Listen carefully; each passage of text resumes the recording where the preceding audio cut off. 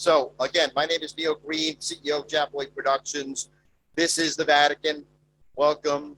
I know that many of you have been with us for a couple of days here in Rome. Hope you enjoyed the experience. You enjoyed the opportunity to be at the Elite Global Leaders Conference. I've had a great time meeting all of you. Some of you are new friends, some of you are old friends, and bringing everybody together in a place like this is spectacular, and to me, an honor. And I'm honored for all of you to be here to join with what we're going to have to present today. So again, hopefully everybody made it in. Those of you that haven't, unfortunately, that's the end of it. But we will kick off the program, and this is something truly special. I was here 2 years ago, and I was inspired by our speaker, David Ferguson, which I'm going to introduce now. And that really was the inspiration not only to bring us to Rome, but also to incorporate this particular event at the Vatican into the Elite Global Leaders Conference. So with that, I'd like to bring up now Mr. David Ferguson, which you've met. Some of you, co-creator of the Code to the Metaverse. He's also Executive Managing Director for Generational Equity. With that, David Ferguson.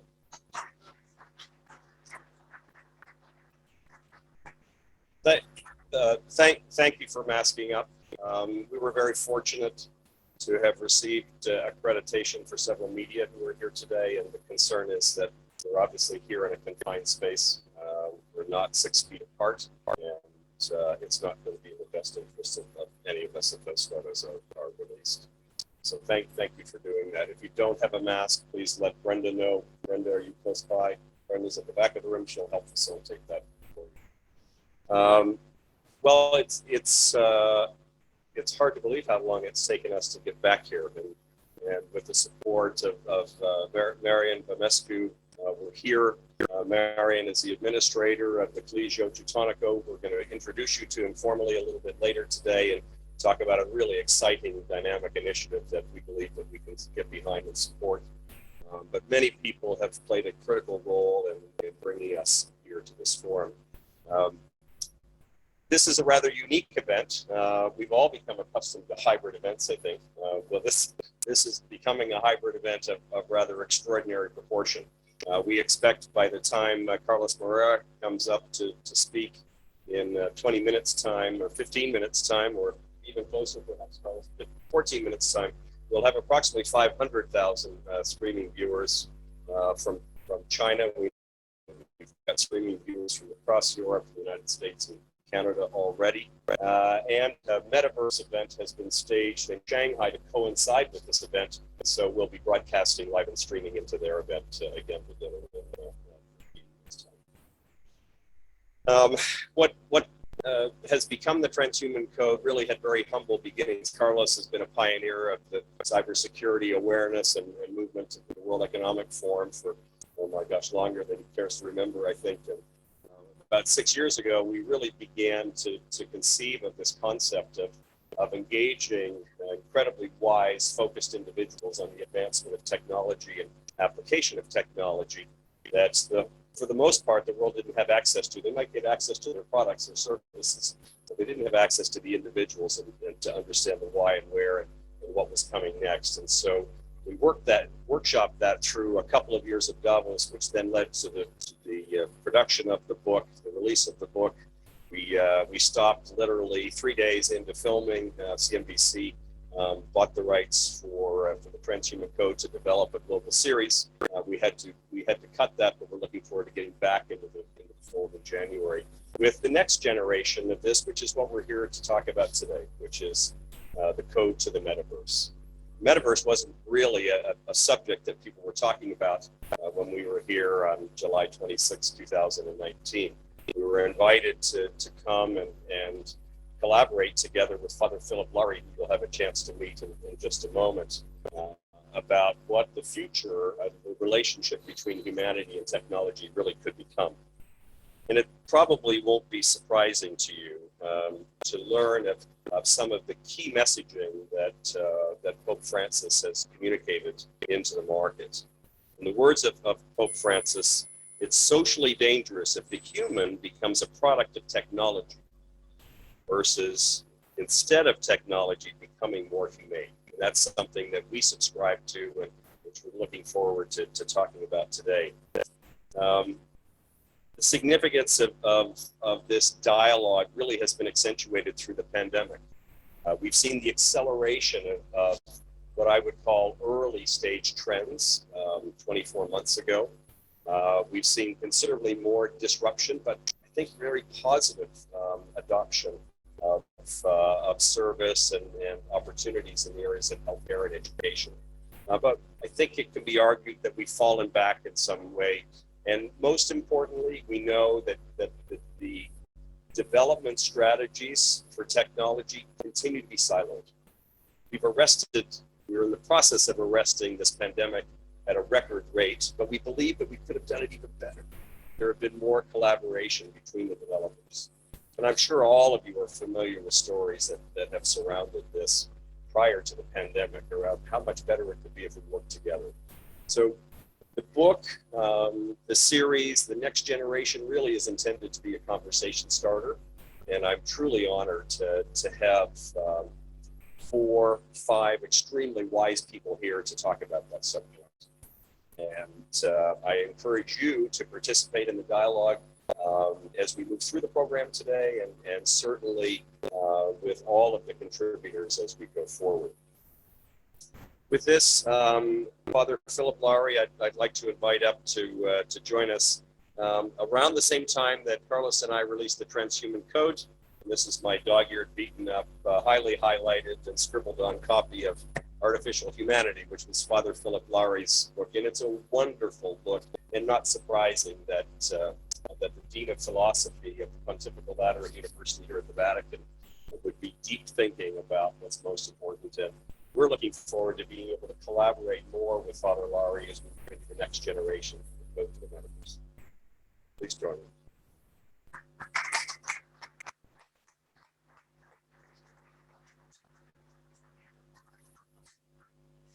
I think he took it to the beach and it got wet in the water. But I'm very honored and flattered that that David would spend time and energy reading my book, and I'm also rather shocked to see so many of you.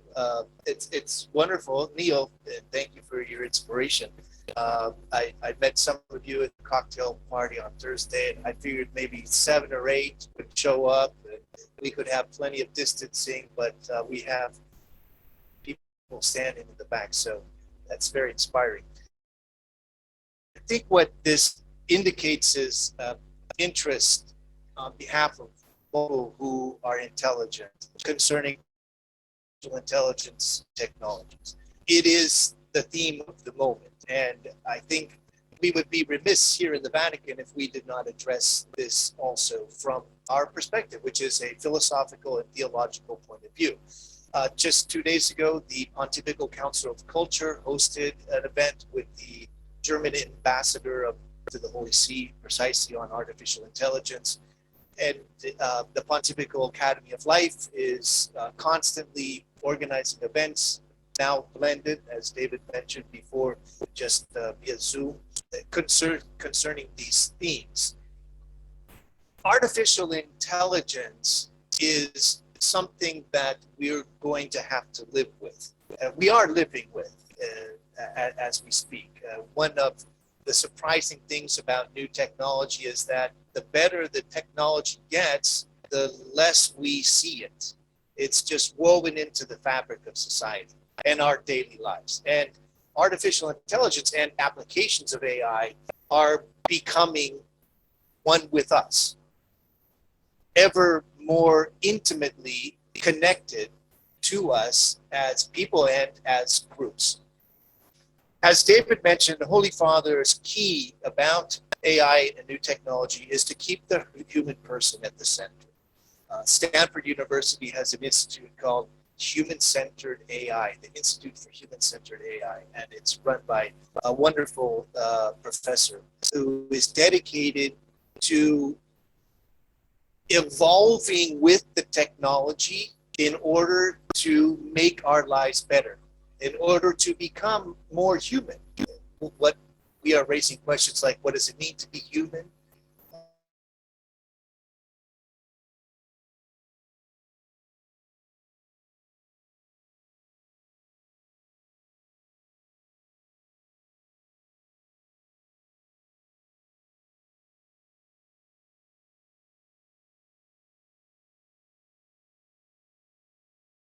because they put a huge gun on his back now.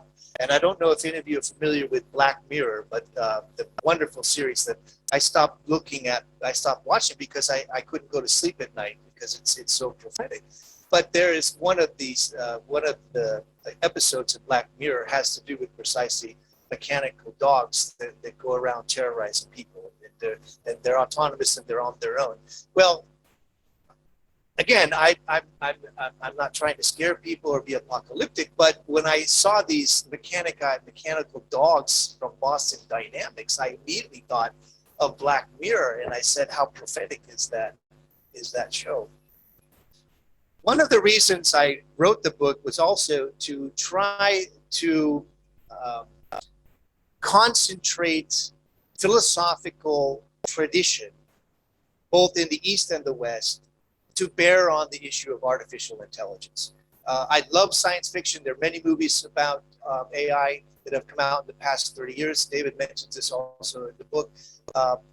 Most of them are scary, Terminator type movies. Most of them are apocalyptic. The machines take over, we all die. Personally, I don't think that's going to happen. I love to watch sci-fi movies, but I am very convinced that that's not going to happen. Or if it does, it will be because we want it to. Machines are under our control. If we want them to take over, they will, but they won't on their own. Artificial intelligence, perhaps, is a word that was invented in 1956 by John McCarthy at Dartmouth to explain what a Turing machine does. It's a series of algorithms that use logical calculations in order to achieve programmable results. Is that intelligence? Well, it's a form of intelligence. I teach logic, and the machine works on rules of logic. So that is a type of intelligence, but it certainly isn't what we would consider as intelligence per se. So as the debate continues with people like Carlos, with people like David, I think we're clarifying some of the terminology and therefore some of the issues so that we can actually direct this for the benefit of humanity. The reason why I was excited to have presented my book here with David and Carlos was because we are aligned. They're obviously coming from a very different perspective, but I think our perspectives come together and dovetail very well. We are responsible for what we do with the technology. I'm convinced the technology is neutral. It's how you use it and what you use it for. Some people debate that, and I'm happy to debate that if we have time. But it is important that we have events like this. So as a society, as the human race, we can direct AI and new technologies for the benefit of each of us. This is my hope, and I'm convinced that this is what we are going to do if we come together and if we collaborate. Thank you. Thank you, Father Philip. Carlos, I'm going to, there you are. I'm going to invite you up, and I think it would be appropriate for me also to formally recognize those organizations on the other side of the world that have been so supportive of this initiative. We were very fortunate for our book to become a runaway bestseller in China. It not only was the release delayed, but shockingly, they didn't edit a word out of it, which we can't believe nor to our agents. But it's become a very, very popular subject. We had, I think, 900,000 joined us for the book launch event in Beijing online, and continuing to support it. And we're really excited about the collaborations that we have with other groups. So let me just call those out. CITIC, our publisher, has been very active in marketing this event today.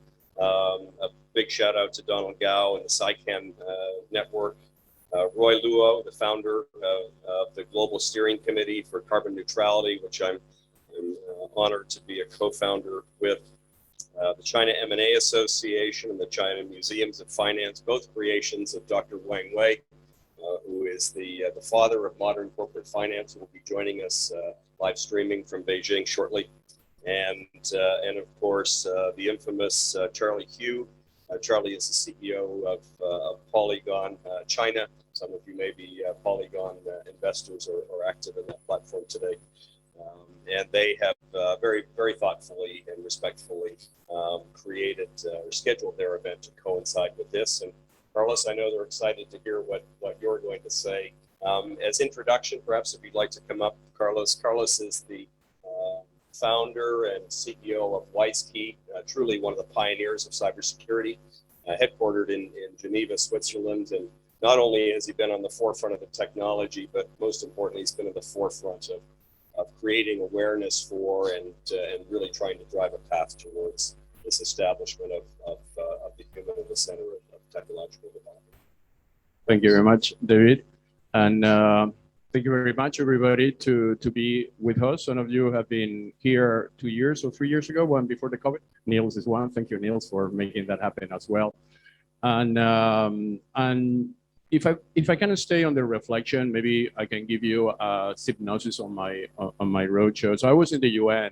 I was an expert on cybersecurity when the World Wide Web was created. The World Wide Web at that time, it was an inspiration because before the World Wide Web, you have to pay $35 to just search one query in private databases. So we thought, okay, the knowledge of the world, which was sitting on servers, and those servers were only used by an elite, are now available for the rest of the world. It was so easy to interconnect. The hyperlink environment, basically you connect computers to computers.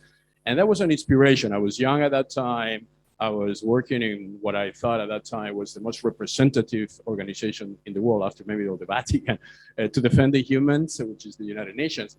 And the vision was that if the web will continue to be what it was designed for, that will be so fantastic. Humans will be able to benefit, share information, share knowledge, use that knowledge to develop products, to follow studies, and there will be no limitation, no barriers.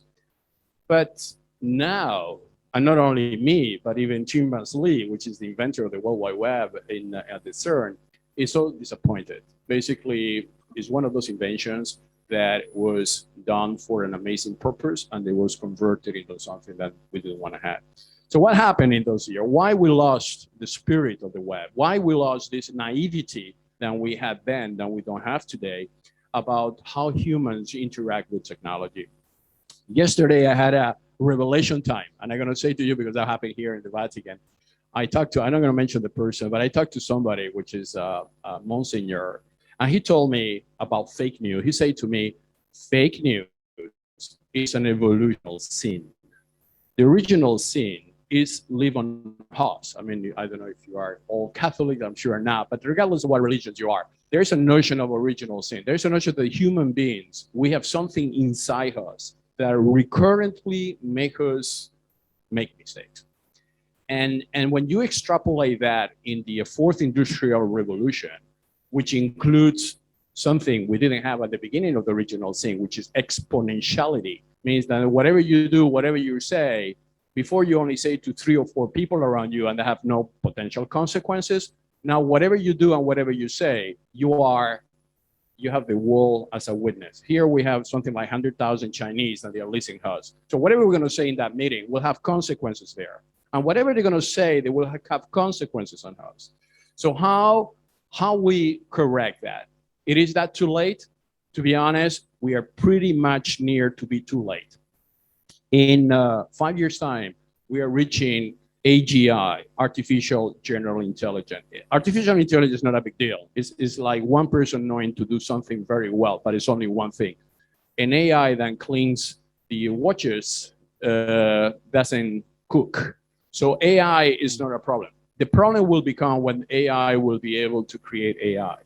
And where quantum computing and the capability of microprocessors will grow to the point where we're going to be in a situation where machines are going to be more powerful than we are and more intelligent with a higher IQ.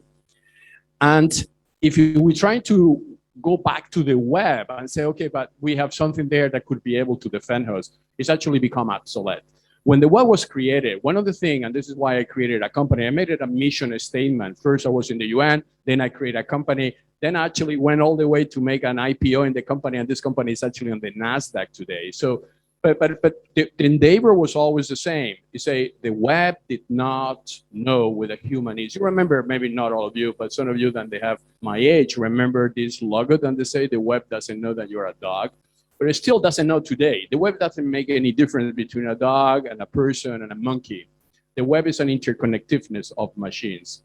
So there's a need to introduce the human in the architecture. I mean, we can talk for years about let's protect humans, let's protect their data, but this is not enough. This is wishful thinking because the web is going exponential. For me to go there, I have to go step by step. So this is how human evolve, step by step. Machines evolve exponentially. So 12, 24, 48, 64, and so on. So that's exponentiality make us redundant. So if we look the human from the perspective of that exponentiality, we are actually a liability. We are something that breathes, so therefore consumes CO2. We are something that gets old, that loses its capacities, something that gets sick, something that is not eternal, something that is actually not a good investment because the lifespan is so short. So the algorithms are looking humans as something they don't need. Actually, we are the slow person running a marathon, right? So that slow person is actually reducing the pace of the marathon.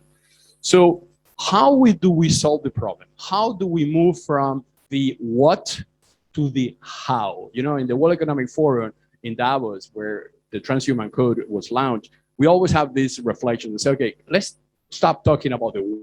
We know about the what, but how do we solve it? What are the tools we have?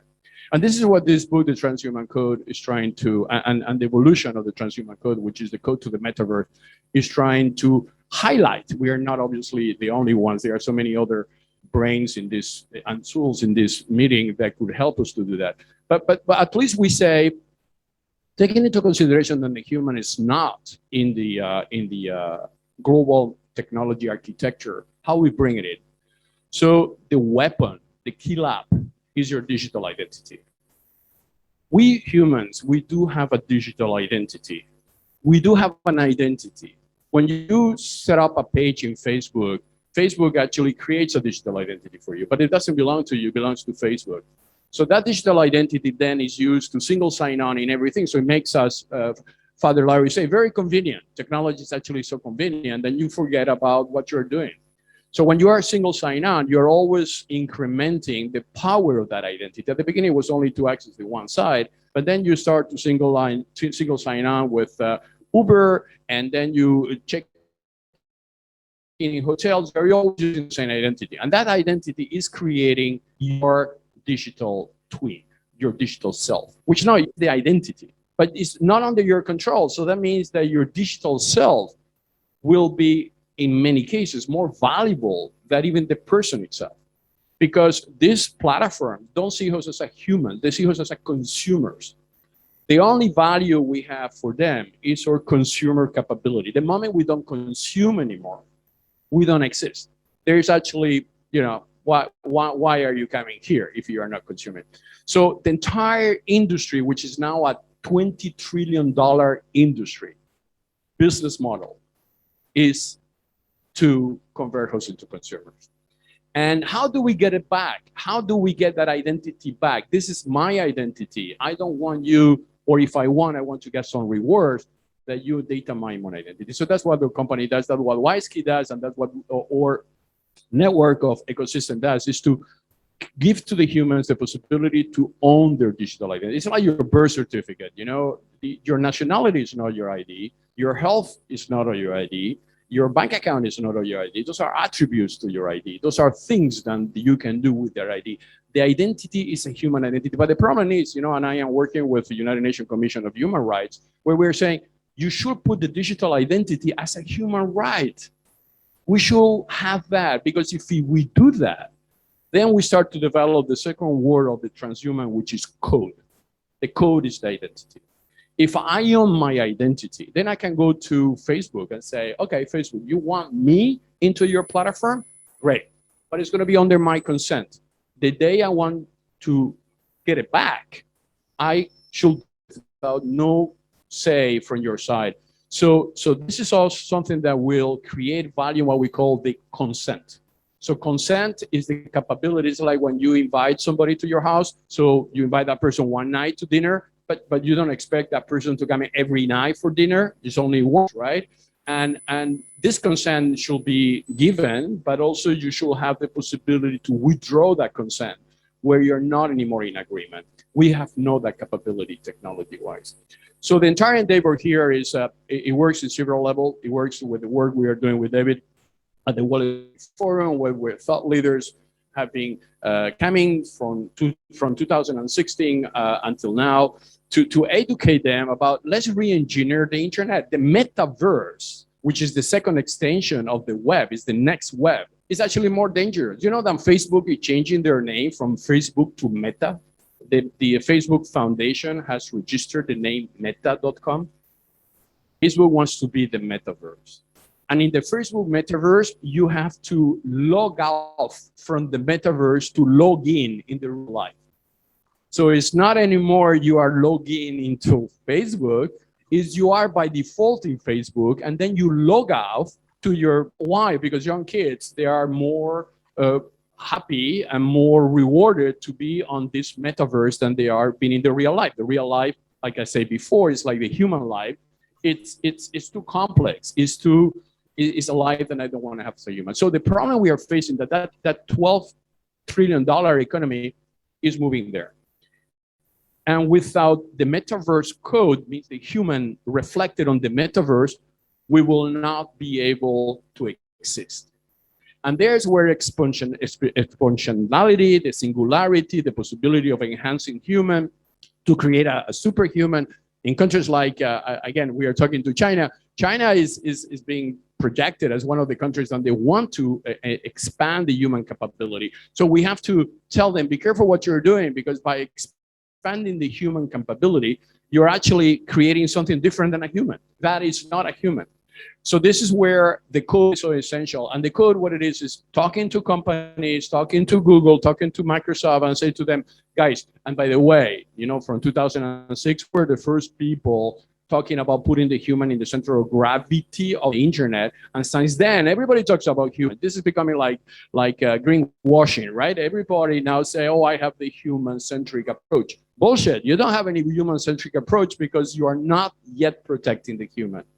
So the metaverse, it is a world that is going to happen whether we like or not.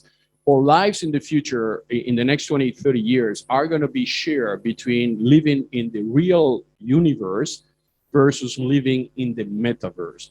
The metaverse is going to be more practical, more sexy, more clean. It's going to be ideal. You know, I am working with people and they say, I don't want to develop hotels anymore. I just going to give them a VR Google and the client from the check-in, the comes into the hotel, and they see the hotels in the way that do not exist. Who cares? Because that person would like to see the hotel in the metaverse. People are buying property in the metaverse. People are creating something you call non-fungible tokens, which are actually things that you mint in the metaverse. And once they are minted, they have value. And I don't know if you have followed the industry, but some of those NFTs being minted on the metaverse, they are now millions of dollars. Even my company is doing NFTs for the watch industry. We have done millions of dollar transactions on the metaverse to the watch industry. So the metaverse is a way to put property, real estate, destinations, holidays is perfect. Where the metaverse becomes very tricky is when we want to bring humans to the metaverse without their consent. So in the transhuman code second phase, which is what we call the code of the metaverse, we are defining that interaction between how can we as a human continue to prevail. And we have done it very well. I mean, human has been here for 200,000 years. We have suffered all kind of problems, and we are still here, and we are still very much in control. But we need to continue being here, and we need to continue more in control. And for that, and this is maybe where this meeting is very symbolic, the inspiration that we can get from people that they have been using their metaverse in a more symbolic way. You know, when I talk to a priest and they say, hey, you know, we actually sometimes we are in the metaverse because we pray and we, you know, we believe in about eternal life, and all that is kind of the metaverse, spiritual metaverse that you need to create to guide the human civilization. So China is an important country. A lot of you are going to say, why so much focus in China? It's because China is going to be one of the first countries into the metaverse. There's one of the best superpowers now in artificial intelligence. They are connecting trillions of internet through IoT, Internet of Things. They are investing into secure quantum satellite connections. They have one of the best infrastructure. So China is now, as together with the United States and Europe, they are leaders. Then they need to be aware about the consequences of those actions. There's no such as unlimited power. You do whatever you want. Whatever we want has to be facing the consequences of living in that metaverse and protecting humans on that metaverse. The United Nations, and we work with a lot of the UN agencies in Davos, they are for first time treating this problem. And I think, to be honest, although COVID is a terrible thing, the fact that we all have masks, but it has at least awake governments to one point, which is only countries that they have a strong digital transformation strategy, that they were really serious in converting their citizens into digital citizens, protecting them. They are the countries that they are moving away from the pandemic in a better way, not only on the health sector, but also in the economic sector. I am from Switzerland. We live in Geneva. We see the result. A small country, very well organized, where everything runs well because there has been from first day a huge, massive investment in the digital transformation of the country. So countries that they will follow that, they are essential. Education is critical. Education now, when we educate kids and when we educate them in universities or even early in their professional lives, they need to understand this notion of connecting to the metaverse while they are protecting the human identity. I don't want to take more time, just maybe to explain you more in detail. We're going to be receiving now Mr. Wang Wei. Wang Wei has been working with David and I on blockchain technology. He's one of the thought leaders in China, an amazing visionary. He's part of the group together with David and myself to bring this discussion to Davos. Our objective is to continue those discussions in a way that can make sense and we can show progress. This progress is evident. You can, and I see very young people here. I see some family offices, and you guys are thinking where to put the money on the future. Put the money on technologies, then they will protect humans. Everything that is repetitive, everything that is easy will be replaced by artificial intelligence. It will be much faster, cheaper, and efficient. So all the jobs of the future that they are related, sorry to say, maybe lawyers here, but legal work will be replaced. Accounting work will be replaced. IT work will be replaced by algorithm, by automation algorithm. The only thing that will not be replaced is emotional related activities. And this will create a new set of jobs of the future where empathy needs to be there, because empathy is something AI does not understand. When it gets into the empathy territory, they just say, wow, this is too complex, I just go somewhere else. So focus on empathy, focus on protect, focus on this uniqueness that he has, which is protecting each other. And you not only be in place of that, you will be very wealthy. Thank you very much for your attention.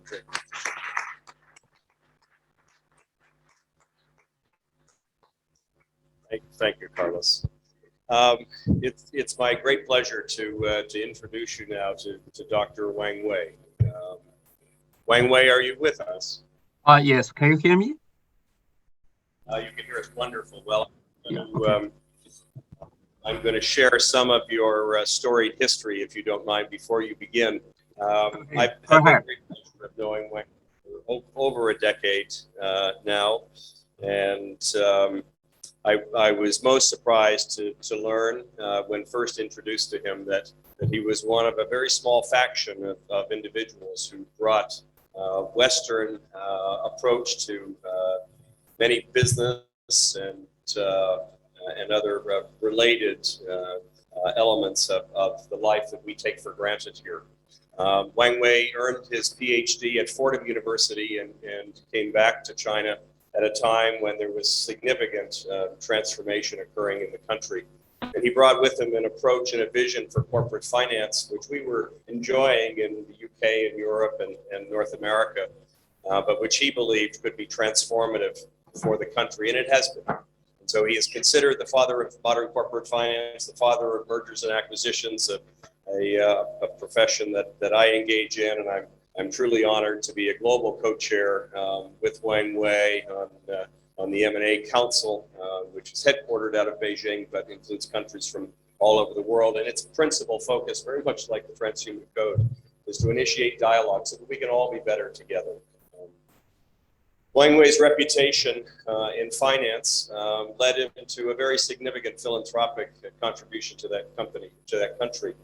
He has opened, I believe, 11 museums of finance across the country, and they're not just historical centers. They're actually venues where people can come and learn about finance, and more importantly, significant financial events are encouraged to be hosted there. And so at any given point in time, there can be 8, 10, 12 different events happening across the country, all under that umbrella.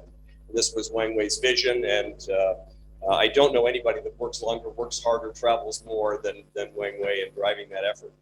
So not surprisingly, when the blockchain movement was in its early infancy, some of the early pioneers, particularly in China, reached out to Wang Wei. And as a result, he's become, perhaps I affectionately refer to him now as the grandfather of blockchain, China. And even more recently, as those have begun to conceive just what our life beyond the universe is going to be, the Metaverse that Carlos referred to, he has become a champion and just a tremendous advisor, and nobody better to do that. And it pains me greatly. It's been almost 2 years since we've been together in the same room. We've enjoyed certainly many video chats, and I've enjoyed the opportunity to collaborate with you on stage. We wish you were here in 3 dimension. We're so glad that we have you in 2D. Good evening, Wang Wei. Okay. Oh, thank you very much. David, it's too much for me, but I was so happy to be invited. I'm so also very pity I can't be there, but would like to, this is my honor to join you. So since you had so much introduction for me, so I just like short mention myself. I'm a professional US banker. I'm doing a lot of listing, monetization job in China in the past 30 years. But recent year, I started to do financial museum. We create several museums in every city, among which there are 2 museums has inspired me a lot. I do a museum, I learn something new. So there's 2 museums. It's a fintech museum. We talk about the history of the fintechs.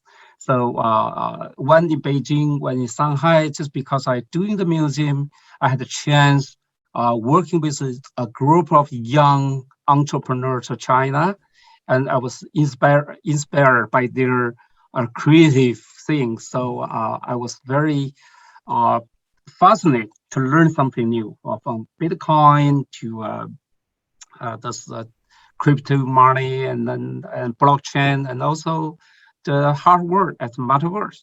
So I don't have much time, but I will share a few words, a few of my thoughts about Metaverse. First, I think there is a lot of Metaverse, not just one. We just at the very early stage. So the concept Metaverse is so hard, both in China and global, but everyone has his own imagination about his own concept of the Metaverse. So we have to be very careful about it. Of course, the driving power between behind the Metaverse should be the progress of science, technology, and internet, and also the science fiction movie and games have enlightened the public for several years, especially recent the last 2 years, the pandemic, and also the last 3 years, we call it de-globalization, will help our now a lot of people developed the virtual office, virtual connections, virtual business rather than in reality. So that's also speed up, booming up the Metaverse concept.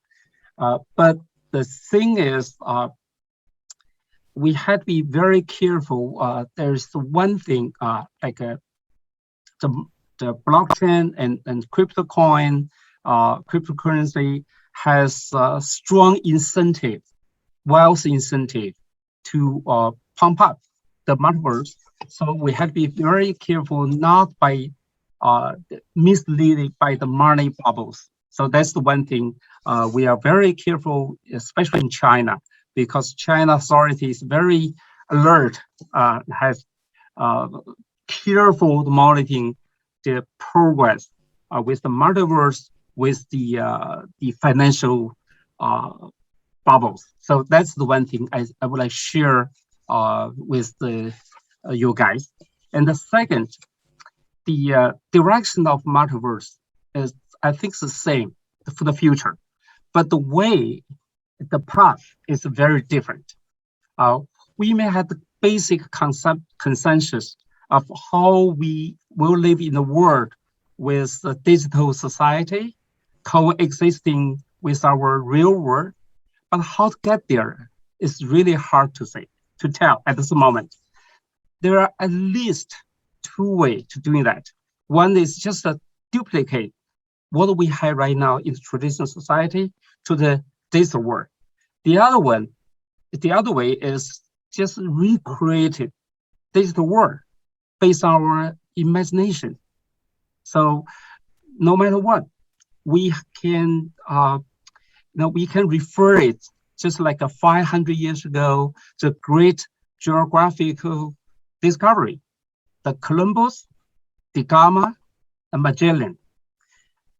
They covered 3 new worlds that time, the North America, Asia, and South America, based on the same time background, same technology, the same belief. But today, the gap between the 3 new worlds is very large. That's why we need to think and discuss calmly in the very early stage of the metaverse. So which way we should take, with what kind of belief, philosophy. So this is the second point. The third point is the human value determine the path of human choice. We must understand that the people who dominate the multiverse is not us. It's the Generation Z. They were born at the turn of the century. They are rich, independent, and the master of the internet, digital society. For those people, for the Generation Z, the global village idea is outmoded. They have no value to them. There is no metaverse can be top down and can be called rational. But there is a million metaverse. Each one has their own metaverse. So very individual centered. So they design the Generation Z. They design a lot, but they don't have the patience to wait for everything ready. So what they can realized, what they can be realized in reality, they will create a virtual world.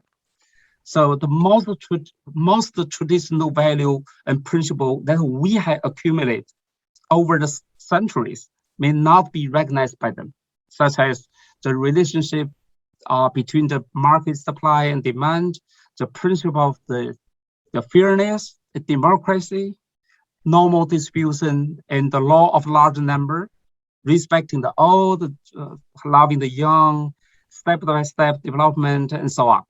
So we have faced an unknown world today, just like Columbus crossed the Atlantic Ocean 500 years ago.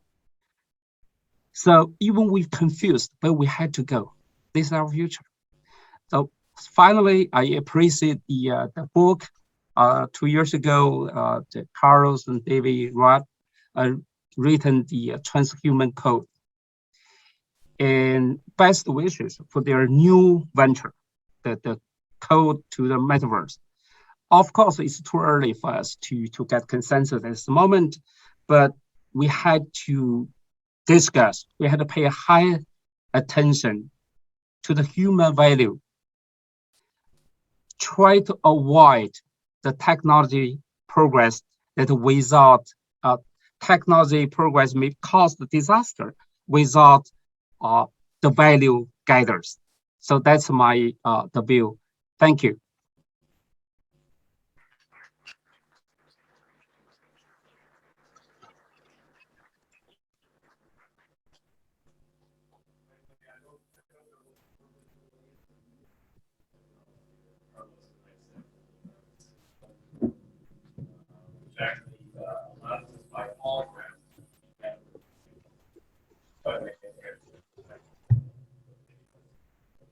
Yeah, we can share that point.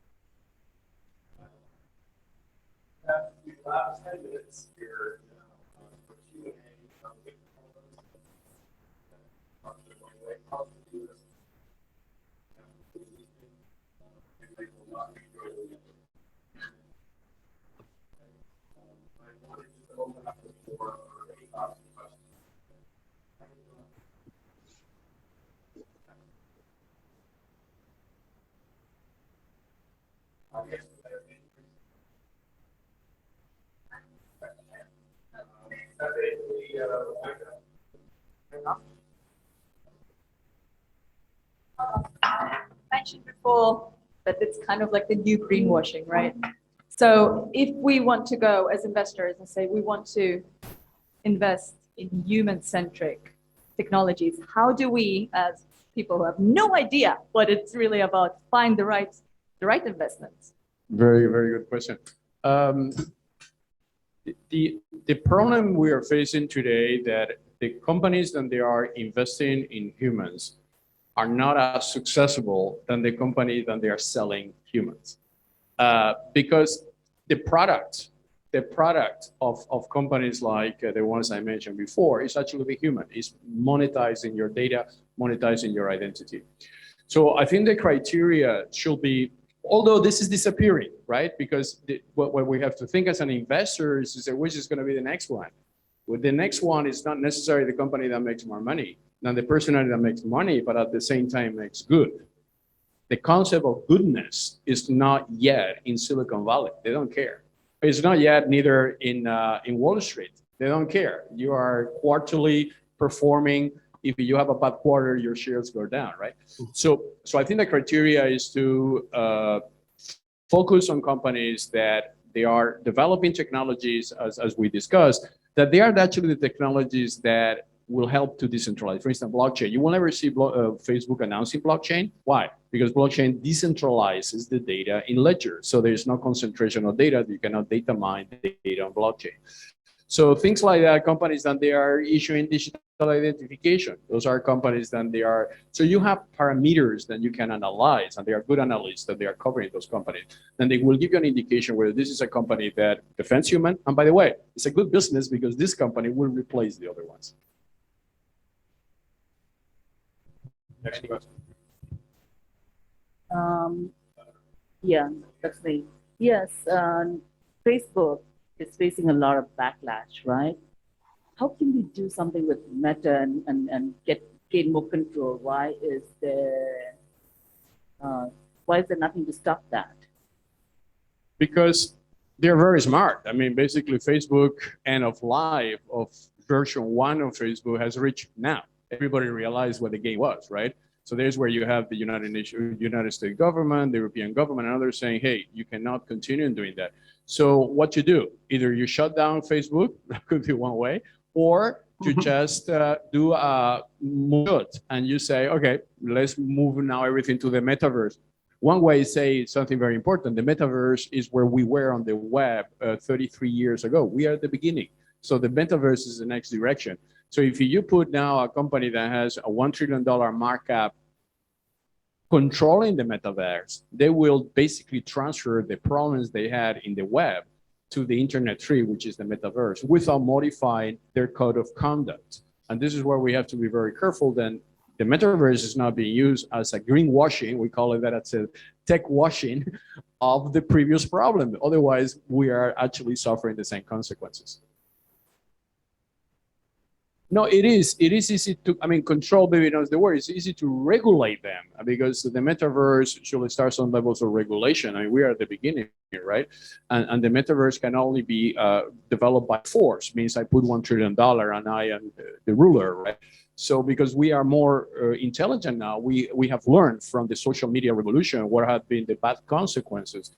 It's up to us consumers to replace that. As we always say, the only person that has power to these companies is the consumer, us. If we decide to move away, the company doesn't exist anymore, right? So but in order for doing that, we have to educate the consumer so the consumer knows what are the right decisions to be made. So we often talk about the fact that there isn't a global governor of technology. There generally isn't even a local governor of technology. So it falls on the shoulders of not only the developers, the financiers. You know that very well. We're going to talk a little bit about how we finance technology today. But most importantly, it falls on the shoulders of the users. We have the ability to be able to influence using technology for more good. You know, stopping it from doing bad it's important. I think for me, what's singularly the most important thing is how can we use it to do more good? How can we narrow the equality gap?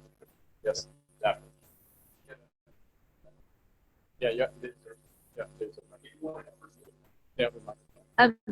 I just wanted to ask, going back to the education side of this, I loved your talk and presentation, by the way, but if you're going to actually take off, isn't it time to money? I hate to bring the money word in, but it has to be profitable. And if you educate people to say that this is actually going to be more profitable because we're going to control it, isn't that the way to go?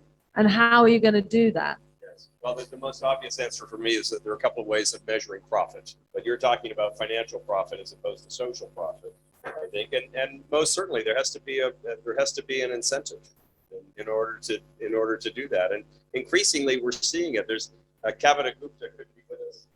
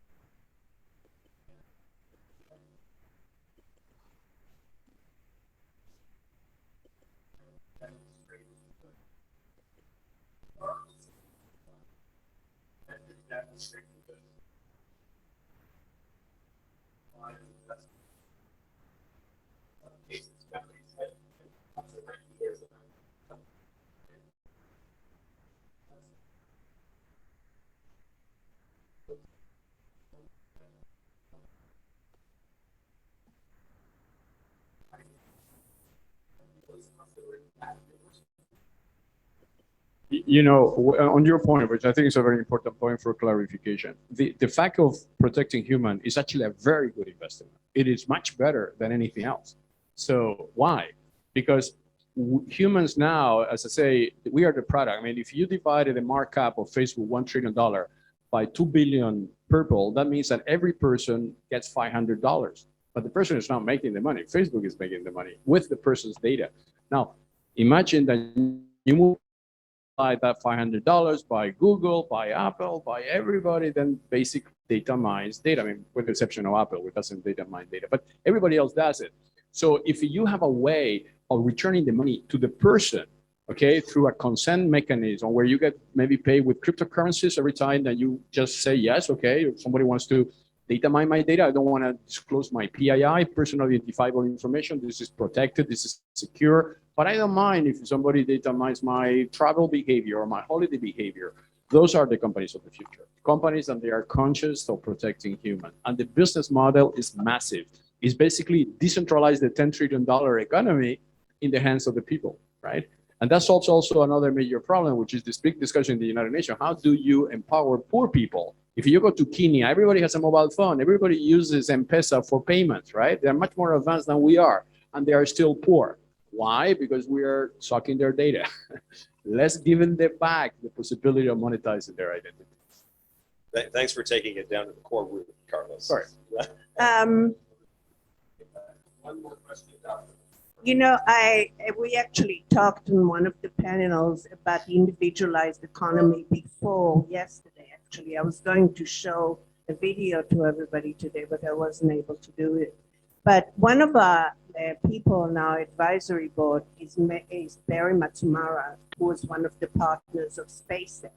And the reason I wanted to ask the question, especially from Wayne, is because now with the quantum computer and the fact that everything is based on laser, there's a protection for the individual. And the whole idea is about individualized commerce, which is a part of blockchain to the next level. So my question to you is, and also there's the transhumanist, which is, one of the people at Google.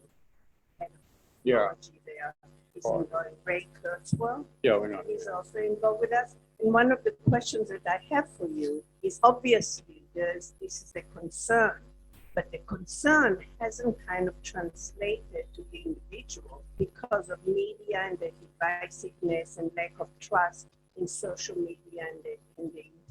So I would love to know how you think there's a way for corporate interference or intervention so that everybody can start moving in the right direction. Yeah, very, very good question. And yeah, I know the singularity process. To be honest, I don't believe about it. I think there's a lot of hype there. We still don't have any robot, maybe with the exception of the robot with the gun, right? That can shoot people, but we are not yet there. I mean, this is kind of a self-proclamation that I can live eternally, and I look still young. Well, I am 65 or 70, which is the age of Kurt. So I think it's a lot of Silicon Valley hype there. I think one of the problem we have is the industry behind all that. It's a very wealthy industry. I mean, this the Singularity University is financed by Google, by Facebook, by these guys, right? So this is diverting the attention from the real issues. The real issues, although I love the SpaceX and I think what he's doing is great, we have to solve the problem now here. You know, the Prince William say, guys, bull billionaires. Okay, the conquest of the space is great, but can you also focus on Earth? Because this is where we have to be. So I think the human interactions in social media is like I said at the beginning of my discussion, it's like fire, can be burn your house or warm your house, depending how you use it. You have to be responsible on that. And I think we need thought leaders. And this is the entire intention of the Code to Metaverse. Not only him and I mean, we're just very humble beginning of this, is open the discussion with people that they really can focus not on sending lasers to quantum technology in the space. All that sounds great, but actually it's not Chinese are doing that already. Is to how can we protect human in the fourth industrial revolution? This is where we are entering now. We are leaving the third industrial revolution. We are entering to the fourth industrial revolution. And every time you move from one revolution to another is fights. You remember when we moved from agriculture, machines to computer, there has been frictions.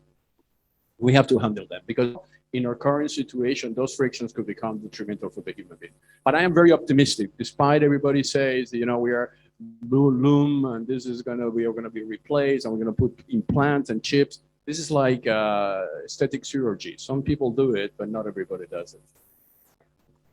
With that, I think we're going to wrap up this first session. Thank you, Carlos. Wang Wei is still with us. He said, Yes, certainly. Yes.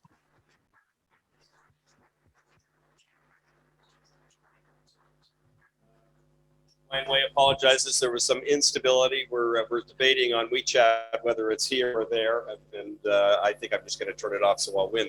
But what I've asked Wang Wei is for permission to be able to.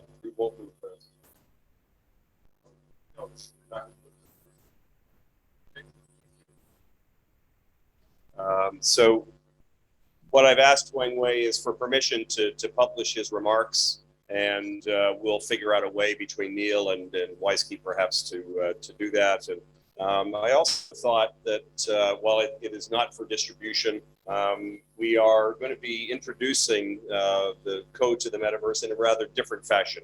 We somewhat bucked the trend with our book because we wanted to own the entertainment rights and broadcast rights for it, and we're going to buck the trend again, although we think that we've found some interesting support. We're going to be NFTing each of the chapters of the Code to the Metaverse to raise funds for socially responsible technology initiatives. We'll talk a little bit about that towards the end of the program this evening.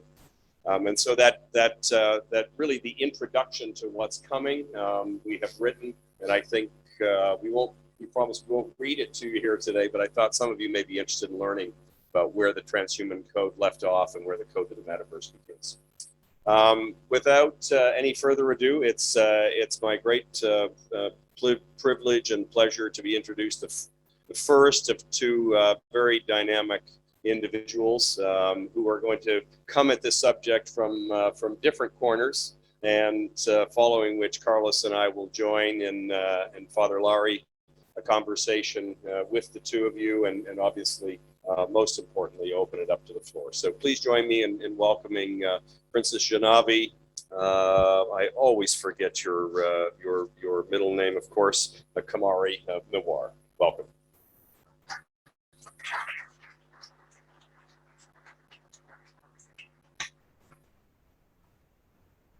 So before I start talking about what I really want to talk about today, I must say that David and Carlos have just done a brilliant job at explaining all that stuff, which I don't understand, none of it. And David and I were having a conversation last night, and I mentioned how I struggled to use my phone, and I should be ashamed. So thank you so much, Carlos. I was joking when I said that I didn't understand it. I understood quite a bit of it, and I'm going to be very frightened in the coming days. AI, creating AI, I don't even know what that means. So let's start. Good afternoon, everyone.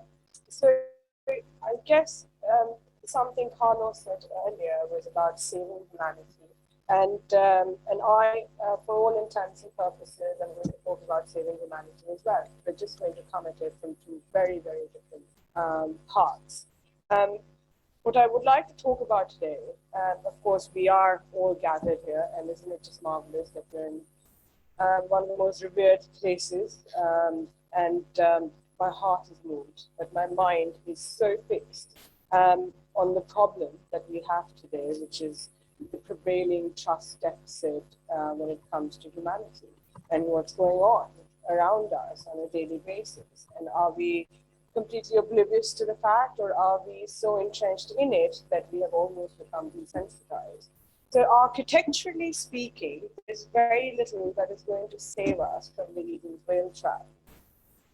What we currently observe around us is a set response to problems of global magnitude.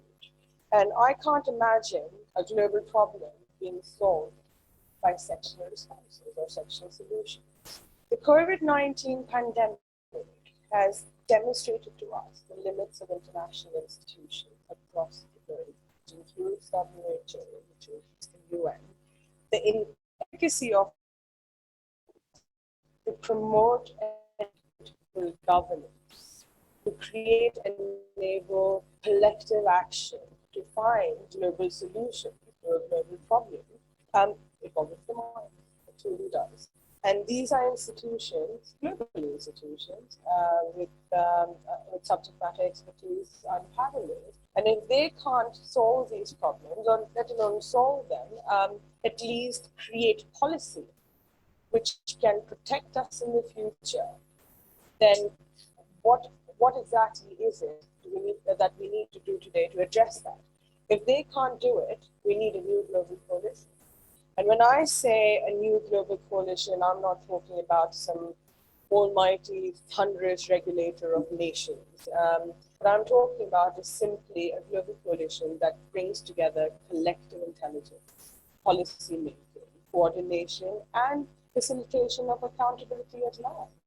And perhaps certain ways, so that we're not just talking about all of this in a macro sense, would be to look at factors like global supply chain and how it is undeniable that although we can't seem to find a way to work together, but we've created a globally integrated economic infrastructure, and technology is a very critical part of it, and the disruption of which has spared no one.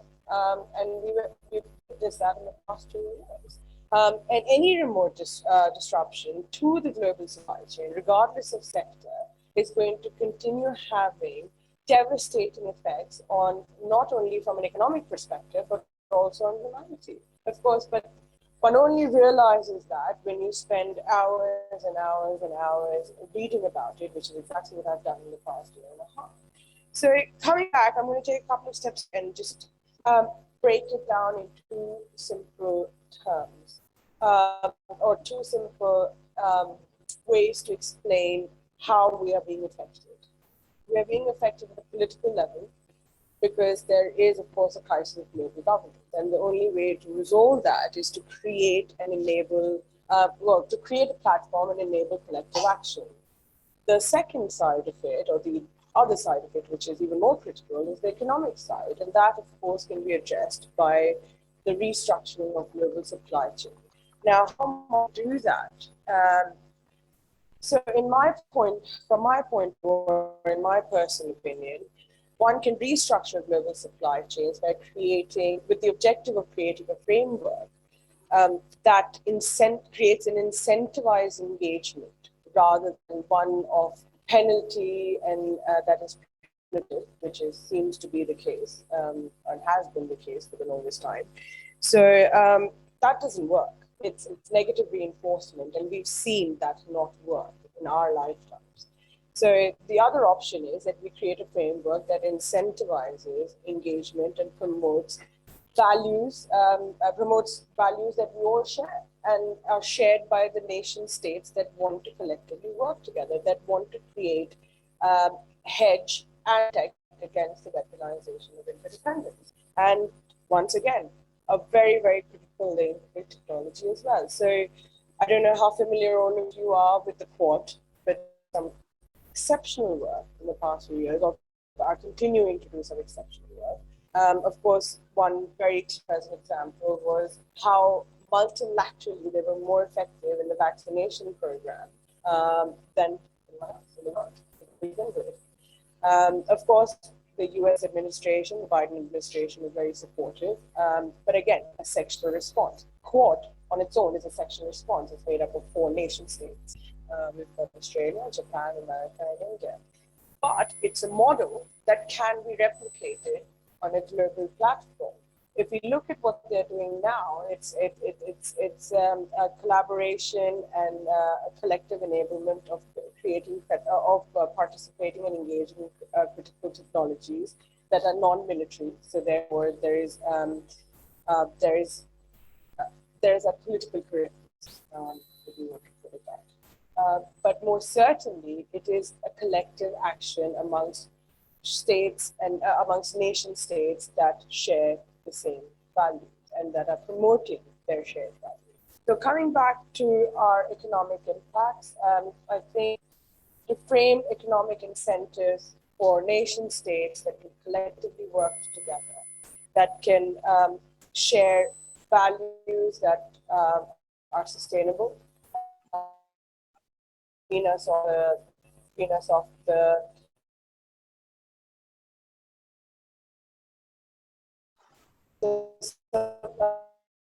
democracy premium that will prevail if you are successful in creating such a framework.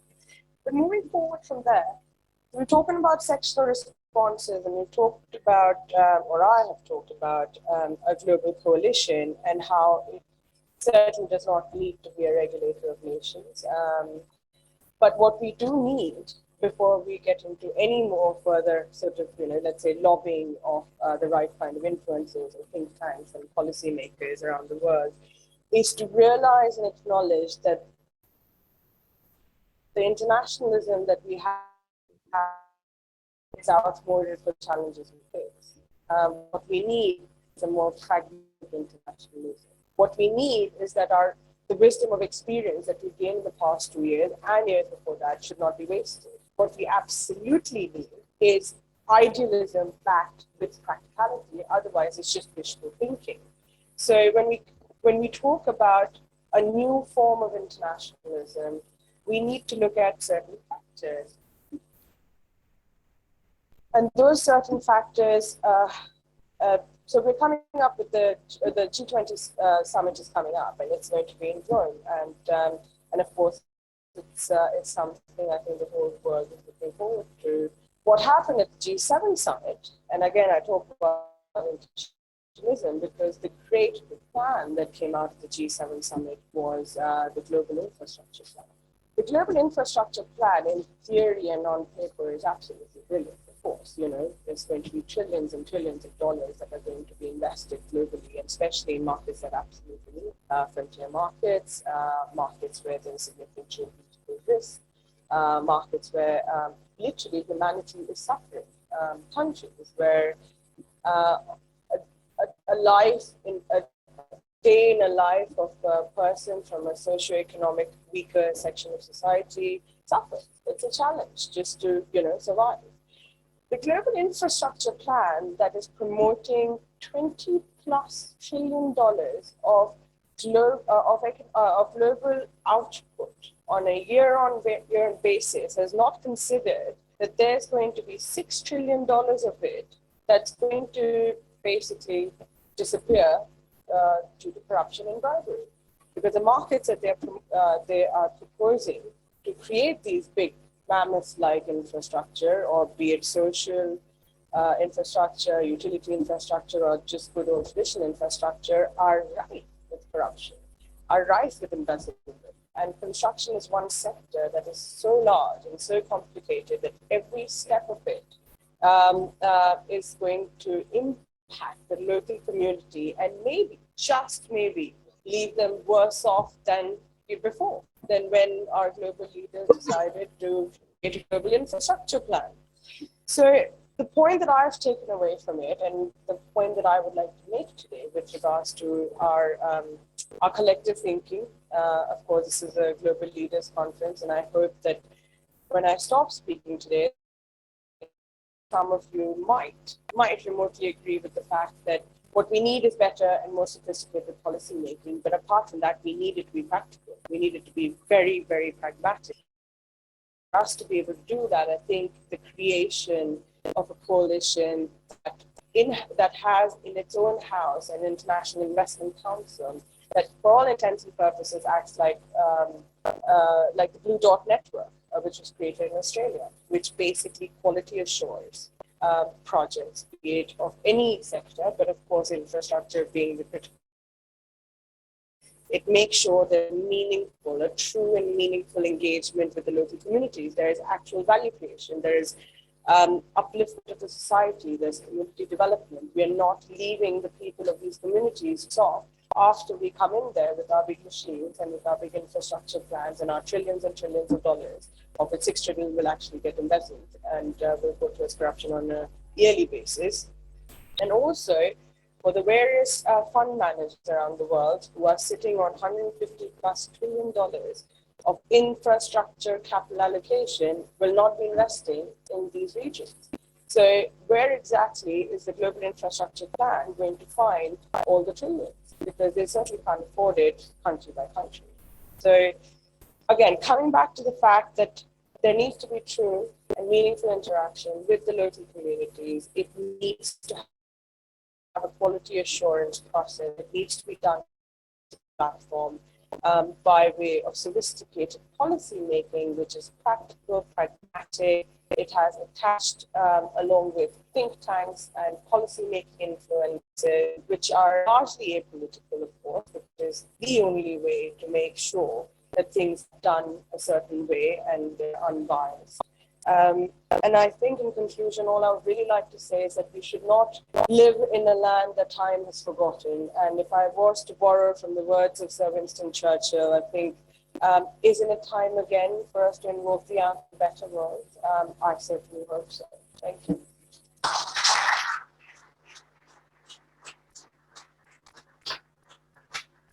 Great. Thank you very much, Shanavi. And that was very, very thoughtful, very inspiring. And I know that there are going to be questions and comments, and we're looking forward to engaging in dialogue with you after our next speaker. Gil, would you like to speak from the podium? Would that be your preference? Wonderful. I think most of you have had an opportunity to meet Gil Emilio. I wasn't in the room when you were introduced, so maybe I can take a moment and just share from my experience and as a student of technology and commerce. If you're going out of the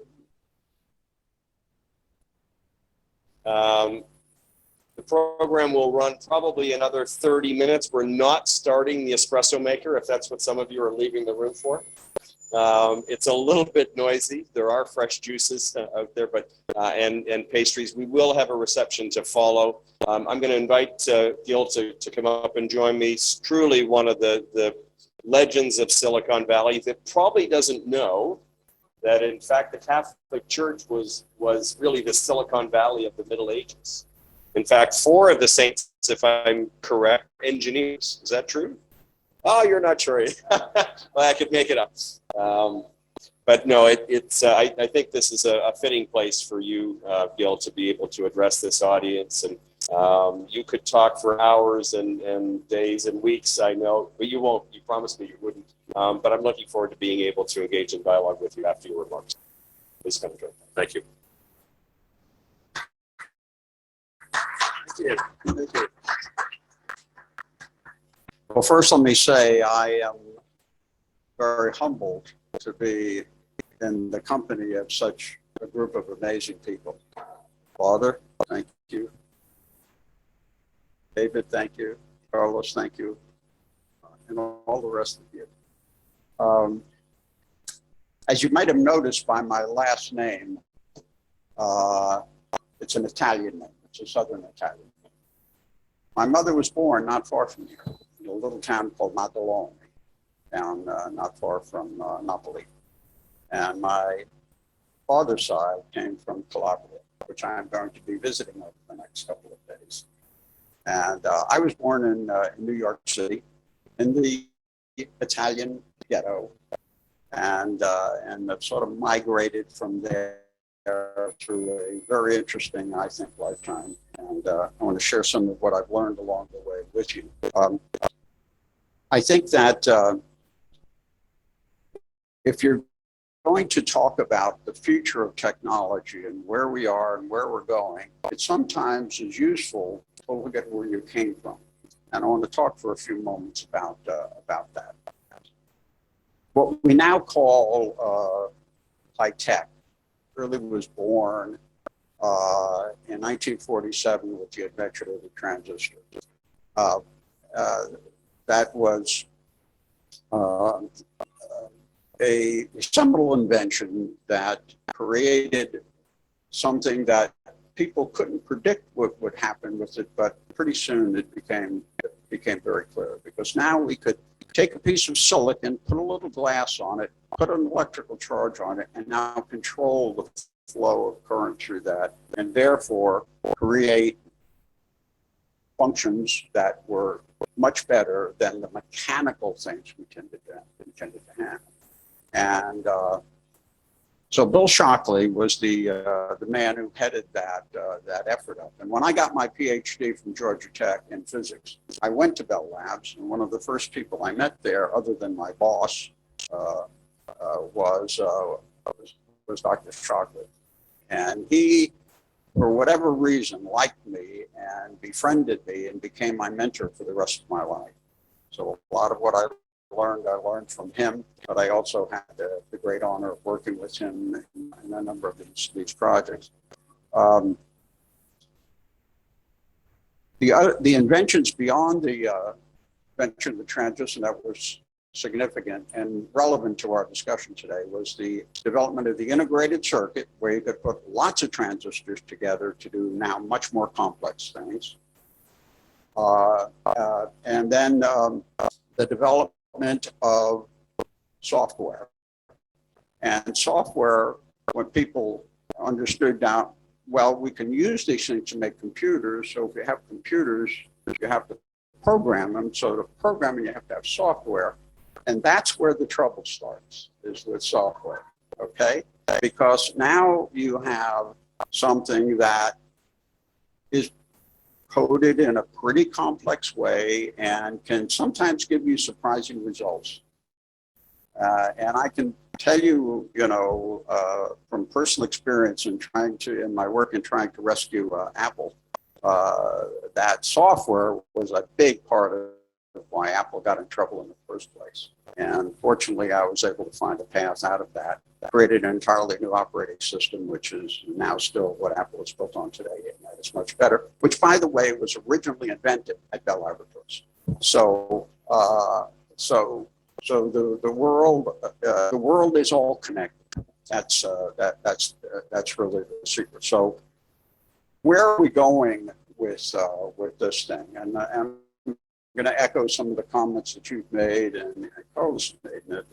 The most important future thing we're going to be looking at is artificial intelligence.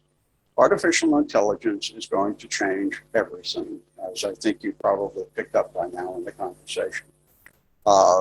It will start simply by sort of being a fancy way of collecting the data on how you live your life, what you do, where you go, how you do it, and all of those things, and sort of helping keep you organized and focused and all of those sort of things. But it will migrate, and it will migrate ultimately to what I call cognitive artificial intelligence. And cognitive artificial intelligence means that you don't start the conversation, the machine starts the conversation. It says, I'm driving down the street and it says to me, Gil, it's almost lunchtime and your favorite restaurant is 2 miles ahead. Would you like me to book you a table? Now that's a very simple example of artificial intelligence, but you get the idea that once it can initiate a conversation, once it knows about your life, once it knows everything you're doing, it will learn how to learn and it will evolve. And so the question that I think came up in our discussion so far and is relevant here is, when do you lose control of it? The answer is, you can't lose control. There has to be a physical on-off switch on all of those devices. Okay, not software switch, a physical on-off device on every one of those things, so that a human with the values that we have created, inherited from God, and that have evolved over the centuries, we have the judgment to decide what is good and what is not good. So don't forget the on-off switch as we move forward. And I assure you, I won't, as we move into this. The other area, what are some of the other areas, though, that are important beyond artificial intelligence? I'll give you my short list, and just check my notes here for 1 second. The most important one, I think, is health and safety. Without health and safety, what have we got? We don't have much. We don't have a society. We don't have a global world. So health is going to go through some pretty revolutionary periods right now. We're now getting to the point, I call it the Star Trek device. We're now getting to the point whereby people are inventing ways where they could get 3D images of your entire internal organs and have doctors analyze those to help diagnose what ails you. Now, up to now, if you had a heart murmur or something like that, but the doctor wasn't quite sure whether it was this valve or whether it was a bad artery or something like that, they would do invasive surgery. They would do exploratory surgery. They would go in and look, and then they would close you back up again, and they'd figure out how to fix it, and then they'd open you back up again and give you the final surgery to cure you. And that's pretty much been the pattern that we've seen. But with these new technology, we're going to be able to see all of that stuff, see it in 3 dimensions, be able to model it using artificial intelligence, the flows and the consequences of all of those blood flows, and therefore come with a much better solution to curing your health. So that's I am on the board of one biotech company that and I'm about to invest in another one that is in this space. The other area of in this whole health and safety area is drugs. Right now, the history of drugs is not been a terribly good one. First of all, let me put that in perspective. Without the invention of penicillin and the things that followed after penicillin, we don't know what the world would have been like. Ways of treating polio, for example, when I was a child, which was my mother worried about all the time, were ultimately treated with drugs. But drugs are not your system. They're not the same as your body. And what's going to happen in drug development is that it's going to move in a new direction. And that direction is going to be where it enhances your immune system, not where it takes place of your, replaces your immune system. And so one of the drugs we're working on now at one of my companies is really an amazing drug. And what it does is it does exactly what I just said. It enhances the role of your immune system in treating it. What we found in a recent study, which we're very excited about, is in treating cancer patients, there's another drug made by Merck called Keytruda. And Keytruda is the most used cancer drug on the planet now. The problem is it works for some people, doesn't work for other people. It might work for Americans, it might not work for Asians. It's not perfected. But what we found is that if we took a derivative of our compound and mixed it with Keytruda, 80% of the people we gave that to were cured of cancer. Okay, it's a beginning of an exciting period, and I really want to emphasize that there's a lot more coming there. Now let's talk about safety and security. Safety and security is part of the conversation today. If we don't have a secure internet, worldwide internet, we really don't have anything. And because it's a dangerous place then. And there's huge opportunities for lots of mischief and for doing, frankly, a lot of harm. I think we are moving finally, I think, in the direction of coming up with some pretty good ideas on how to make that more secure. And I think you'll see a lot of progress over the next couple of years in that area. And I'm very, very, very hopeful that a lot of that will take place. The next thing I want to mention, let me just get my notes here, is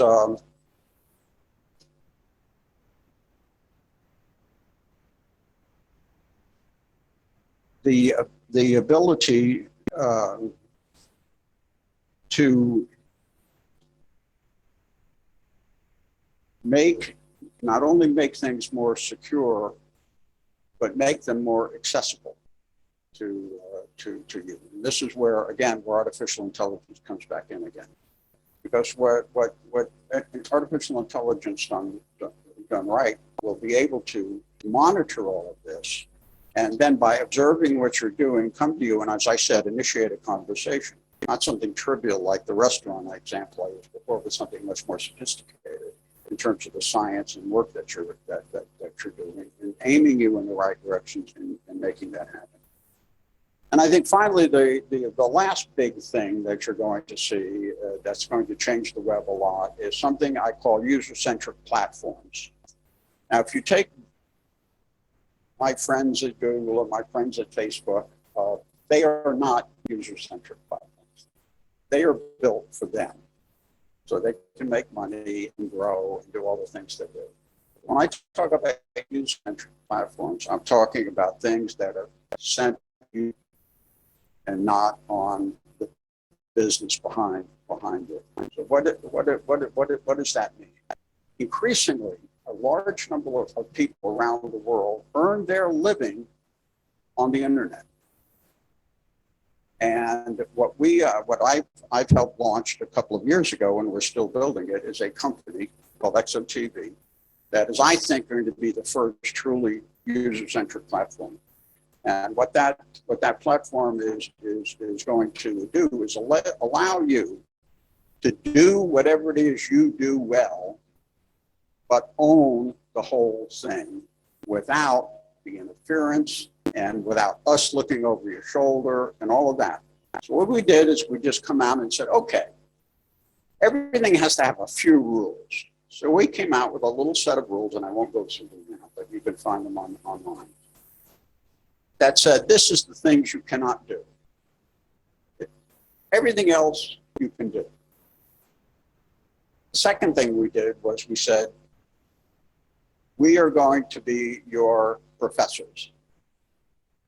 You may not be an expert in building a user-centric platform to build your business, but if you need help, we will help you, and at very, very modest cost. Finally, let me use another example is YouTube.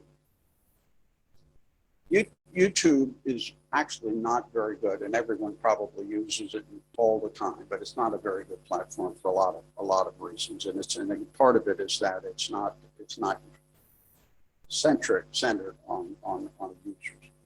And what we want to do is to have a platform whereby we have our instructors and our teachers, and we will help you build and design your platform so it'll be unique and profitable to you. So now, how many have we done so far? We've done, I think, about 275 platforms now on our site. And they include some very famous people and some very not so famous people.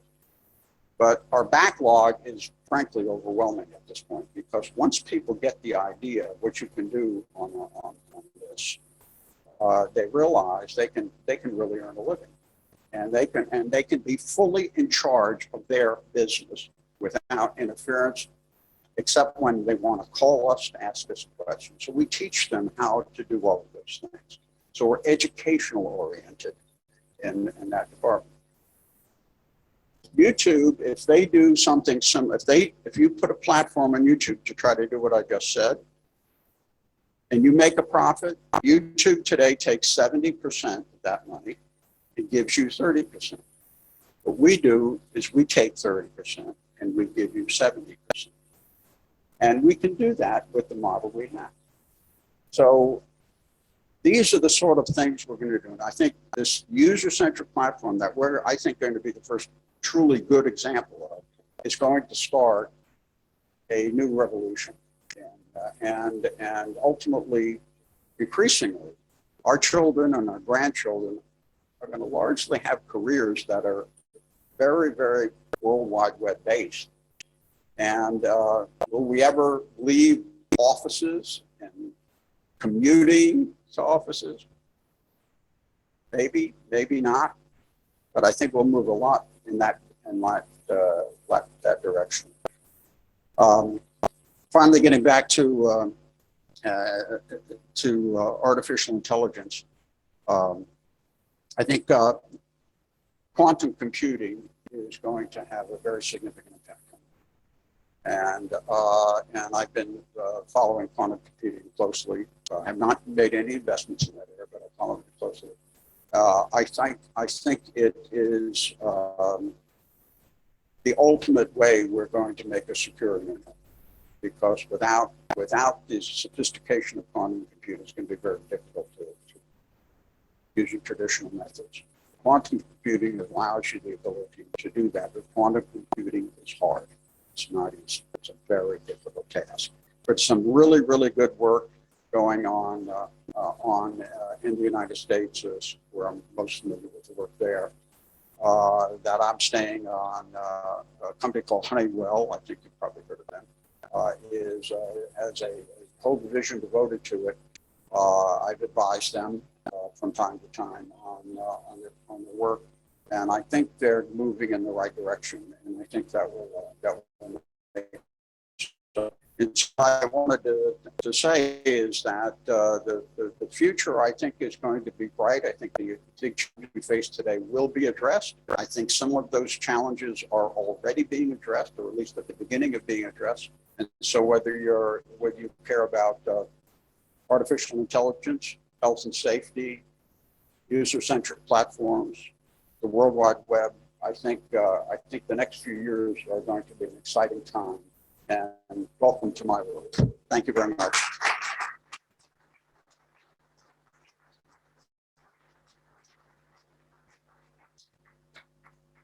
Okay, let's move some shares.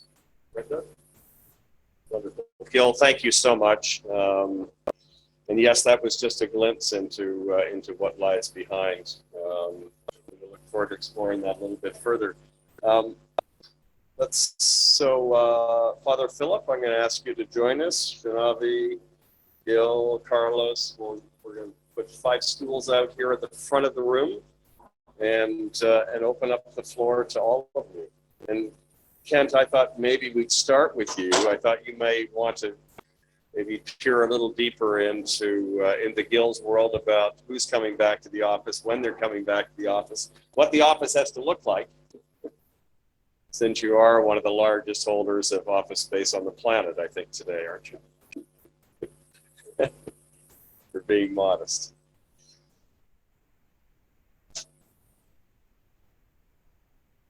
Wonderful. Let's space those out just a little bit more if we can. And then we'll take our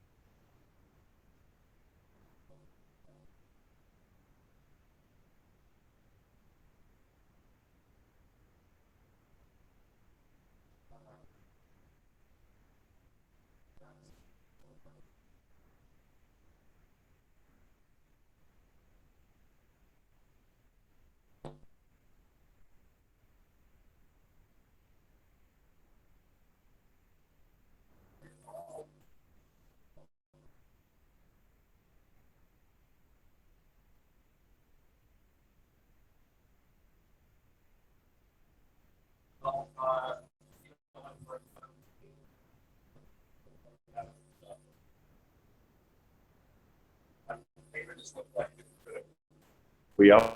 Yes.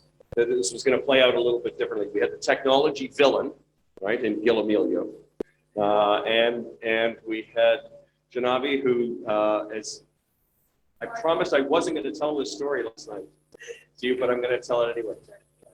So Janavi, who's not terrified of technology, but really her heart drives her investments and her day-to-day focus, and she struggles a little bit with apps, as I do, which we laughed about. But it didn't play out that way at all. So you've been at the forefront of the evolution of technology as we know it today. You learned at the feet of the Father. But have you always had a passionate interest and focus in how humanity was going to be affected, or has this happened at a later stage in your evolution? Yes, I think.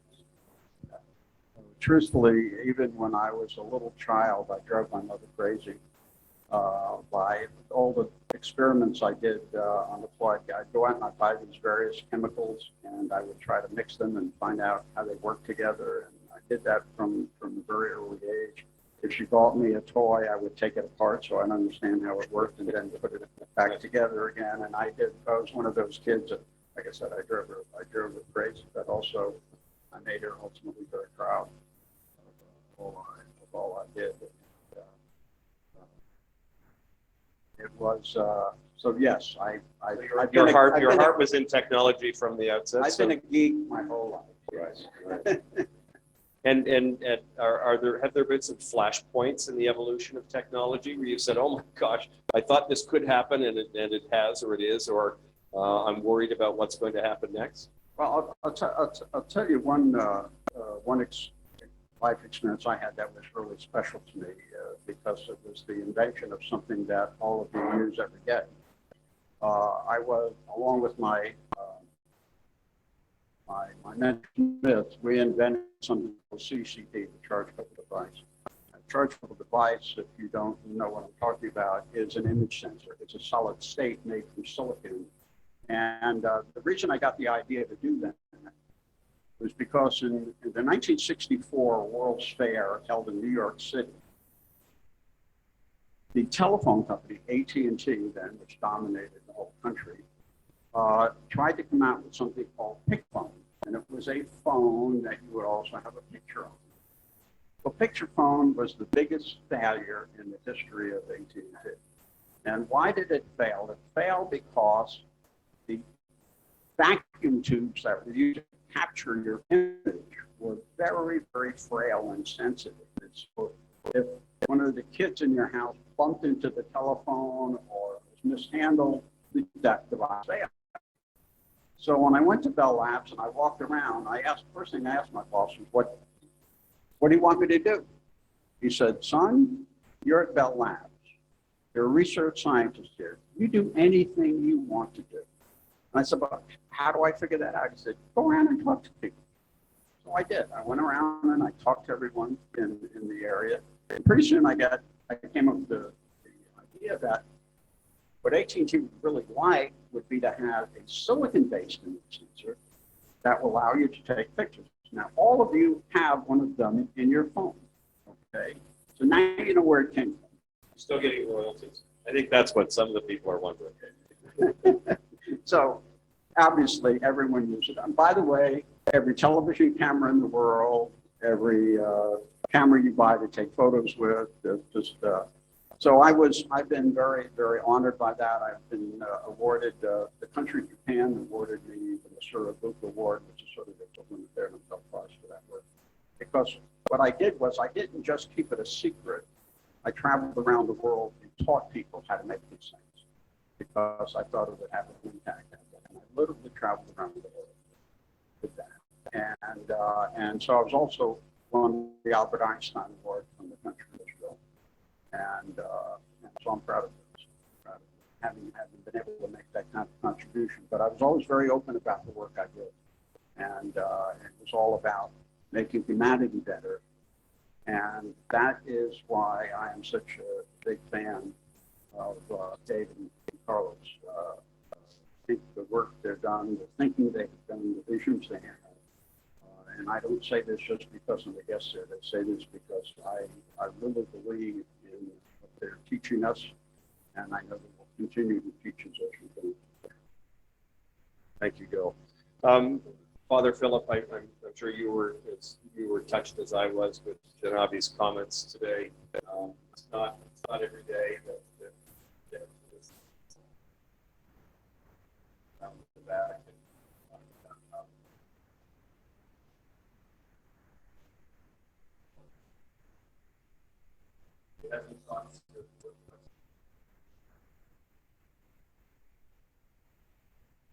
Yes, I was very impressed by what you were saying and the examples you were giving.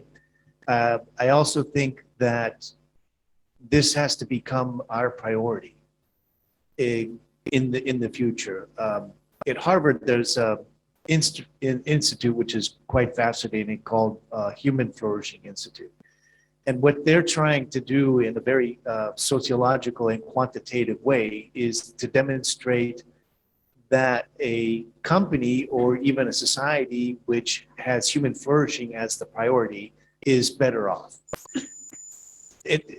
That's easy to say. It gets a little bit more complex, and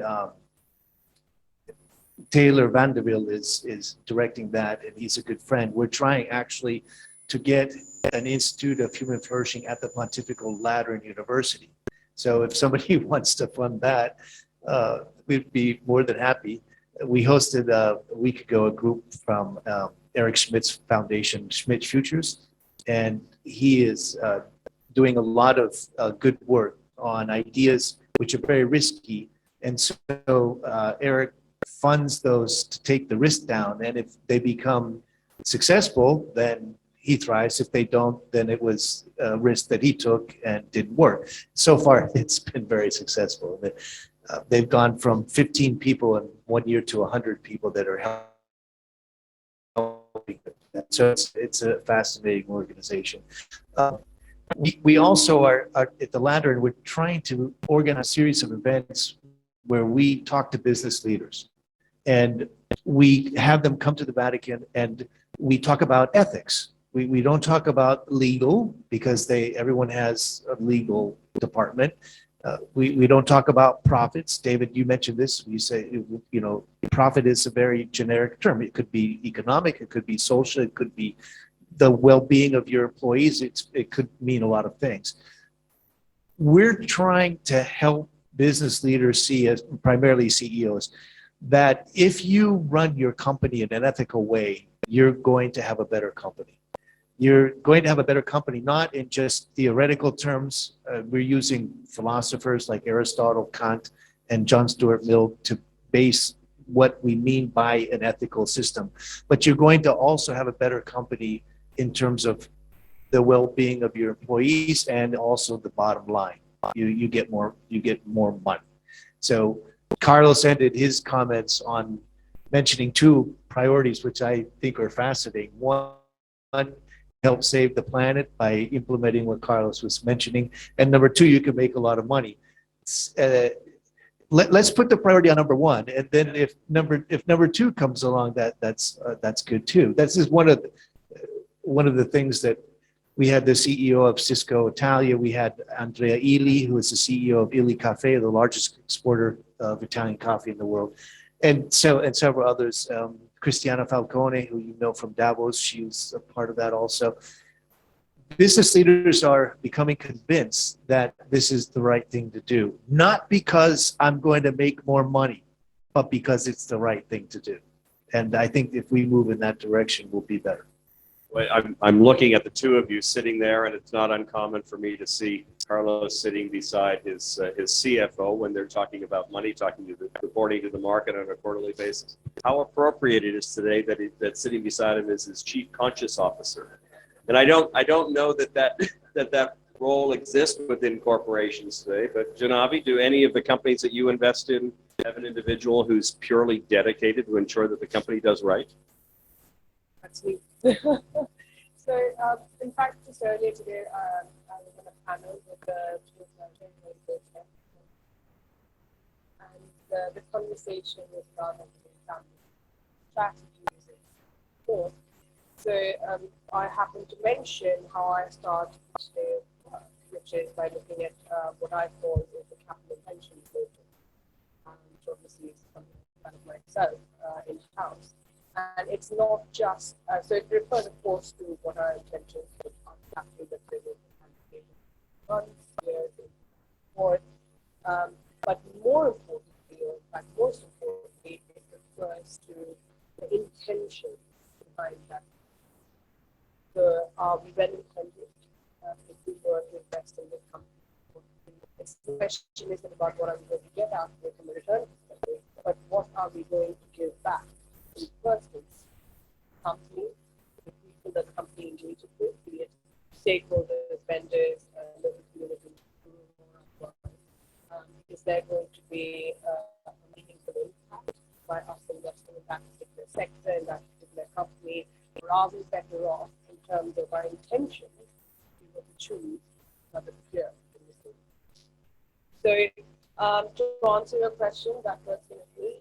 And of course, I have my own team of, is it chief officer?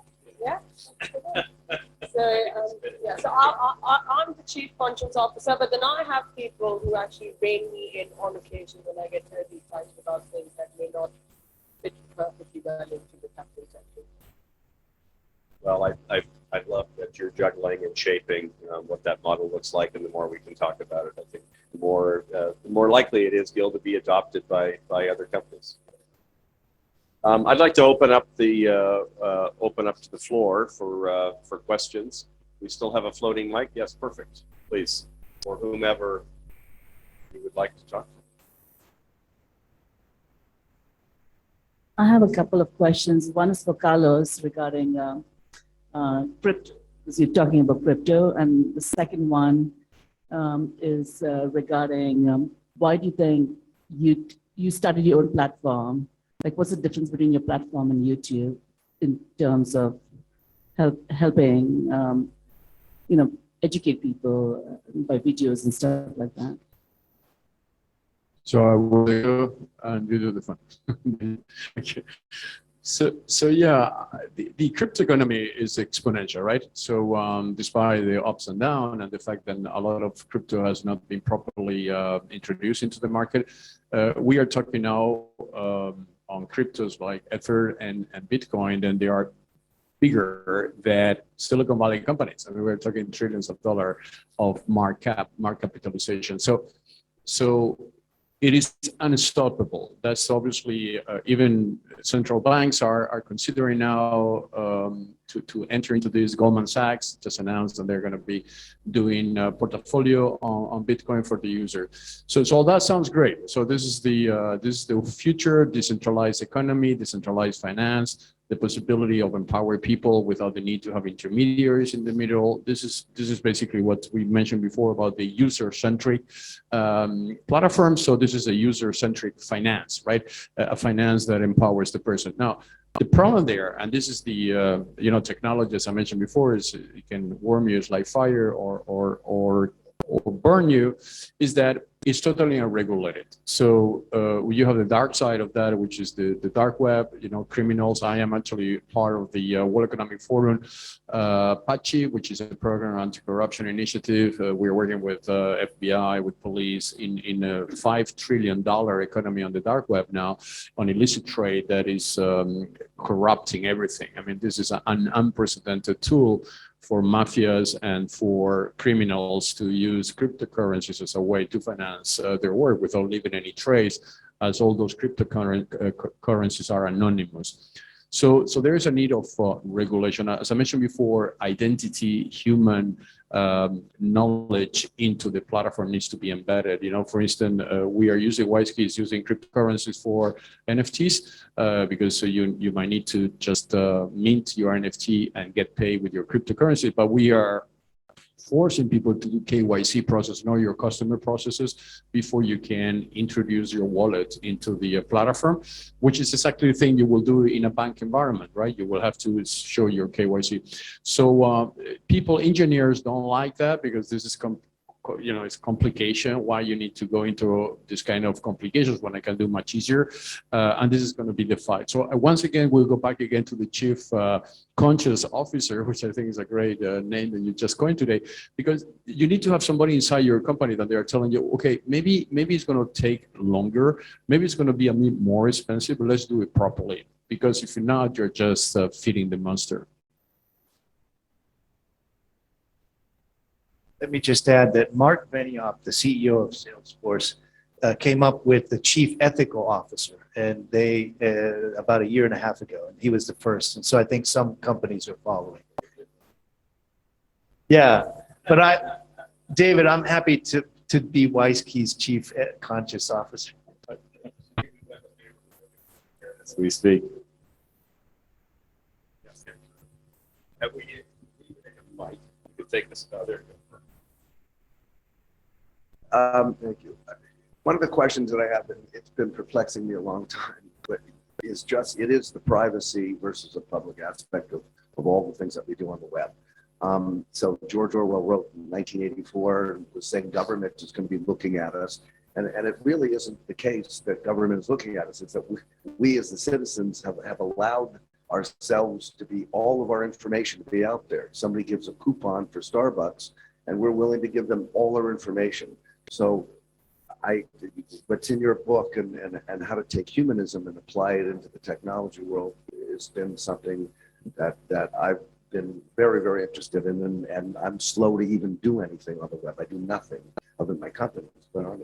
But how do you go about educating the population who are willing? The companies are taking advantage, yes. So through regulation, et cetera, you can do things. But how do you educate the population who doesn't seem to really care that all their information is out there? Google Photos comes out there and they organize all your photos for you, and people say, great. So they give them full rights to everything that they have. And that's the perplexing thing, is that you see things that are out there, but the population doesn't seem to care. So that's the thing, is how do you engage that and motivate people to start recognizing that they're handing away things that are very sensitive? they lead to loss of control lives. Each of these four individuals, wise people, will have an opinion, but I'll kick it off. Firstly, it begins with you. You're an influential individual, right? You're an icon of the real estate industry. You have the ability to touch so many people and influence so many people. But the technology companies don't ask you for your opinion, right? But you've been stacking 1 + 1 + 1 and realizing, oh my gosh, I'm giving it up. And I'm a wise individual. I'm a successful businessman. It starts with you. You have the ability. You have the ability to inspire, direct, mandate, all of those things. So technology was not there before, right? So what you're saying now that governments and others are data mining, it was so easy to data mine. This is the reason why it's so easy to hack. I am every day defending a bank or a government, somebody that got hacked. And by the way, guys, be very careful because we are in the top of the rangers of hacking, because cybersecurity has become a major issue and a many easy way to make money. But technology is there now, which was not there. For instance, decentralizing your identity into blockchains. They can hack your data, but they don't know who is you. That's I don't care if they hack my data, but they will never be able to establish the relation with my PII, personal identifiable information. Your kids, where they go, your school, your geolocation. That's what you don't want anybody to know. The rest you give away. Right. So technology is now there, which was not there before. My question is predominantly to you, Gil. You're the only one that kind of, me, Daphne. You're the only one who talked about quantum computer, and you asked the question about privacy. I told everybody that one of our advisors in our company, Barry Matsumura, was one of the creators of SpaceX. The new quantum computer is based on laser, and apparently it's entirely private, because right now through the internet, you can intercept anybody's information, but through laser, apparently you can't. And the other thing that Barry showed me himself is that messages, even from the space station to NASA, was able to be received at 0.001 seconds. So my question to you, Gil, is how could you explain to everybody, because you understand the technology, how laser protects people and the individuals in terms of their information?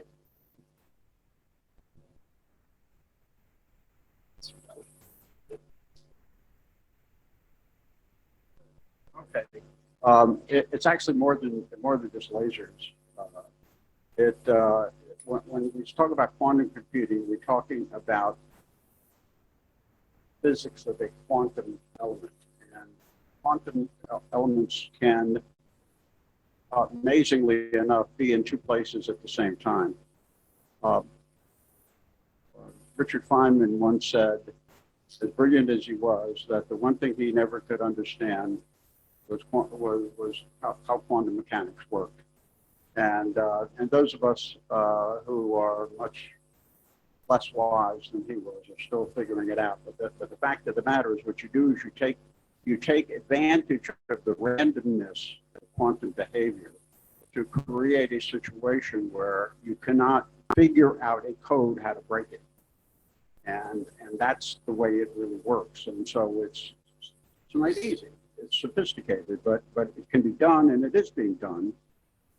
The challenge is, how do we do it in a cost-effective way that has an easy user interface so the mere mortals can use it easily, and all of that sort of stuff. And that's what's being worked on today in quantum computing. But quantum computing is a big thing, and it will be very, very impactful on all the things I talked about. But to get back to the question that we had over here about sort of the rules of the road. And I use the expression rules of the road on purpose, because remember, a little over 100 years ago, this new fangled thing was invented called a car, right? And when cars first came out, there were no lanes, there were no, red lights and green lights and stop signs and all of that stuff. But pretty much as cars started to multiply fly and get out there, everyone sort of understood, but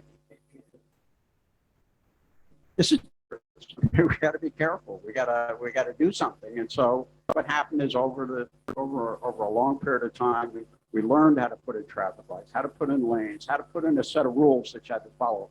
All of us now have to go to the to take a test every now and then to make sure we understand all of those rules and can pass the test and all of that sort of. So we dealt with that problem. Now we don't even think about it. And I think that's what's going to happen in areas like quantum computing and some of this other sophisticated stuff. We will come out over time with a set of guidelines, a set of rules, not things that are overly restrictive, but things that make common sense that will help guide us and make this a more practical device. So I tend to be an optimist. I really think we will deal with this. We're wise, we're smart, and it will work, and it will do everything we hope.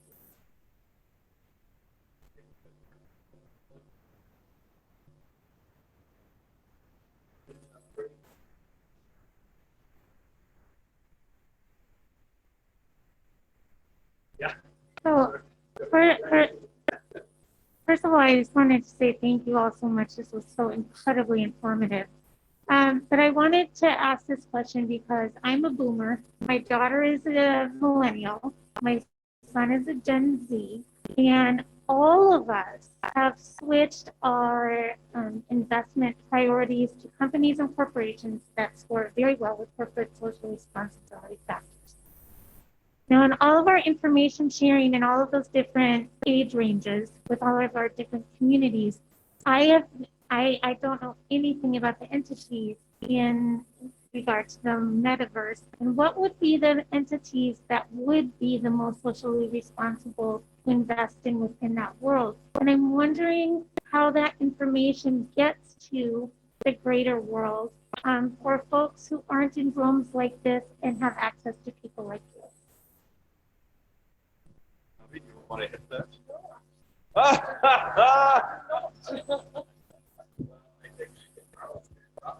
Tell you off the top of his head 25 companies to steer away from and 25 companies to support. But and it's a great question. I don't know of a directory yet. I think it's a wonderful undertaking, but it's a really good question. I don't have the answer for it. There is an answer.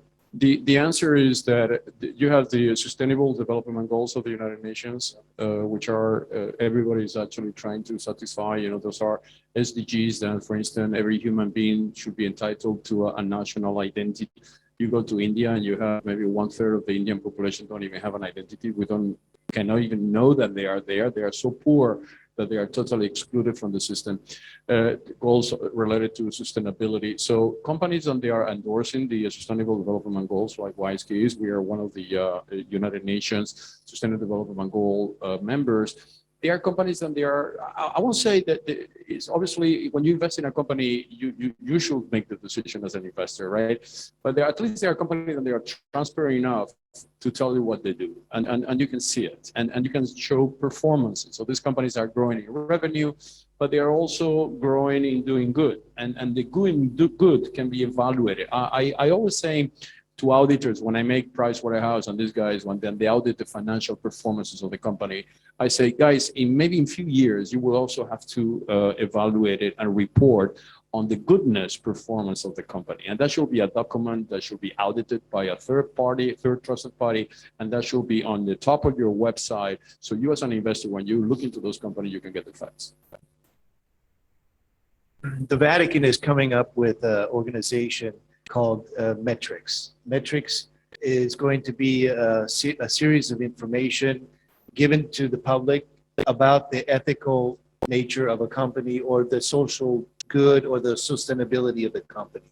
And I'm on the board as the chief conscientious advisor. But this is, there was an article just 3 weeks ago. There was an interview with the president of the company that's doing this, and we're still not there yet, but it's going to be important. Remember what Larry Fink, the CEO of BlackRock, said for 2 years at Davos. We were there with Carlos and David. BlackRock is no longer going to invest in companies that do not do good. So it's not just like Google, do no harm or do no evil. You have to show that you are giving value both locally and globally through your company and through your productivity. So these are things that can help, I think, in the near future.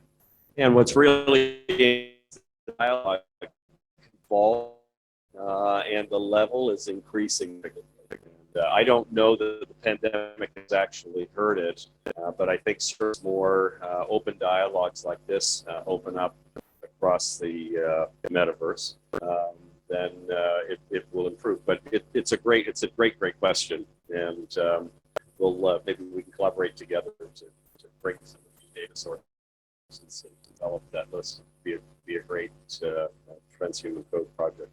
I think at this moment in time, I see that Monsignor has entered the house, and I think Father Philip, I think it would be most fitting if you would make an introduction, and Gil and Janabi, thank you, and Carlos, we'll take our seats.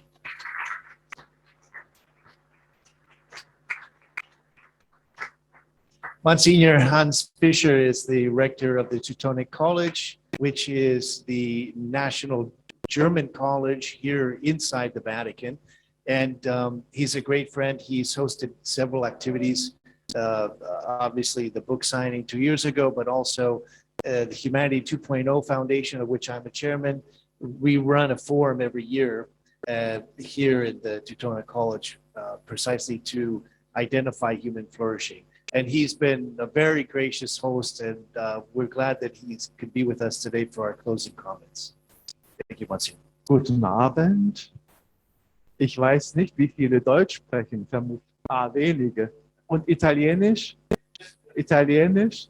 Ja. So muss ich Englisch sprechen. My English is very bad, but I wrote something. Okay. Good evening, everyone, and welcome. Hans-Peter Fischer, I'm the rector of this place. It's the owner is a FG Confraternity, Santa Maria della Pietà. And this place is a very, very important reference point in the European identity, because it's linked by the name of Charlemagne. Charlemagne, the father of Europe, and it's a place of pilgrimage for the German people, but it's open for international people. Like this evening, we have many people from the whole world, also from Africa, ASEAN, usually from Europe, and General Tedeschi, German people. As soon as we approach the government, the German state immediately extend its hand to help us in our intent to hand down this treasure to prosperity, with a large contribution of 16 million. 16 million, the government, Senor Merkel, encouraged us on our path of energy conversation of the Teutonic Holy Faith to create here under St. Peter a beautiful present and example to follow, imposed not only by technological development, but also by the need to save our planet from the excessive exploitation. I'm a simple priest. I'm not very familiar with technology and the topic of the day, but in any case, I am familiar with the work of David and Father Philip. And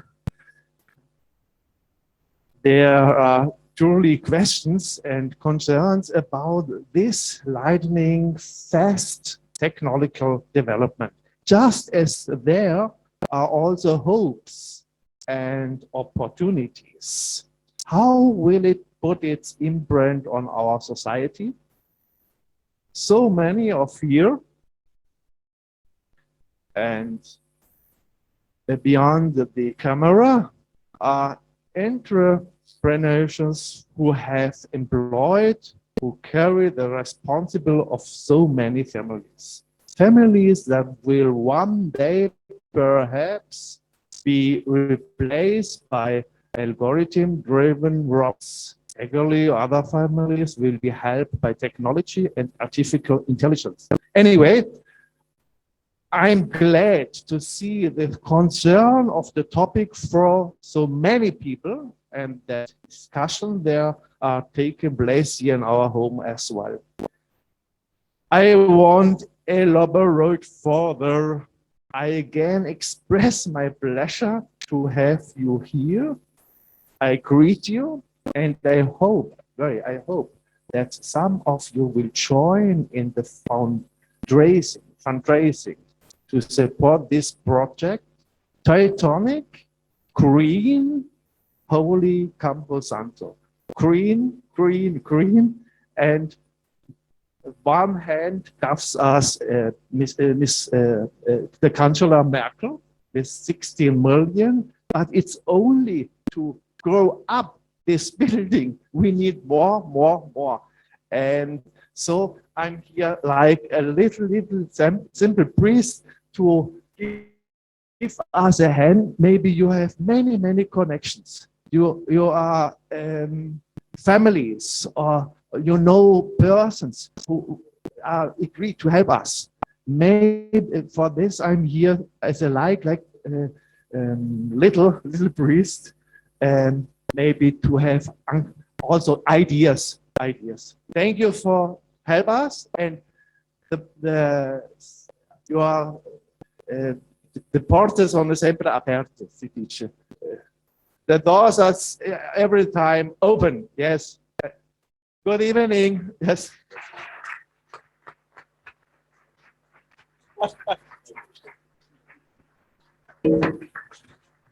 Thank you, Monsignor. Carlos and I were absolutely delighted to talk more with Monsignor, with Marianne over the last couple of days about this initiative. It's extremely bold. We love the vision. We love the fact that Angela Merkel was where I am now 1 week ago, here to talk about this commitment and undertaking, and we give you our commitment as the task force for the Code to the Metaverse to support you, and we look forward to sharing in more detail about that.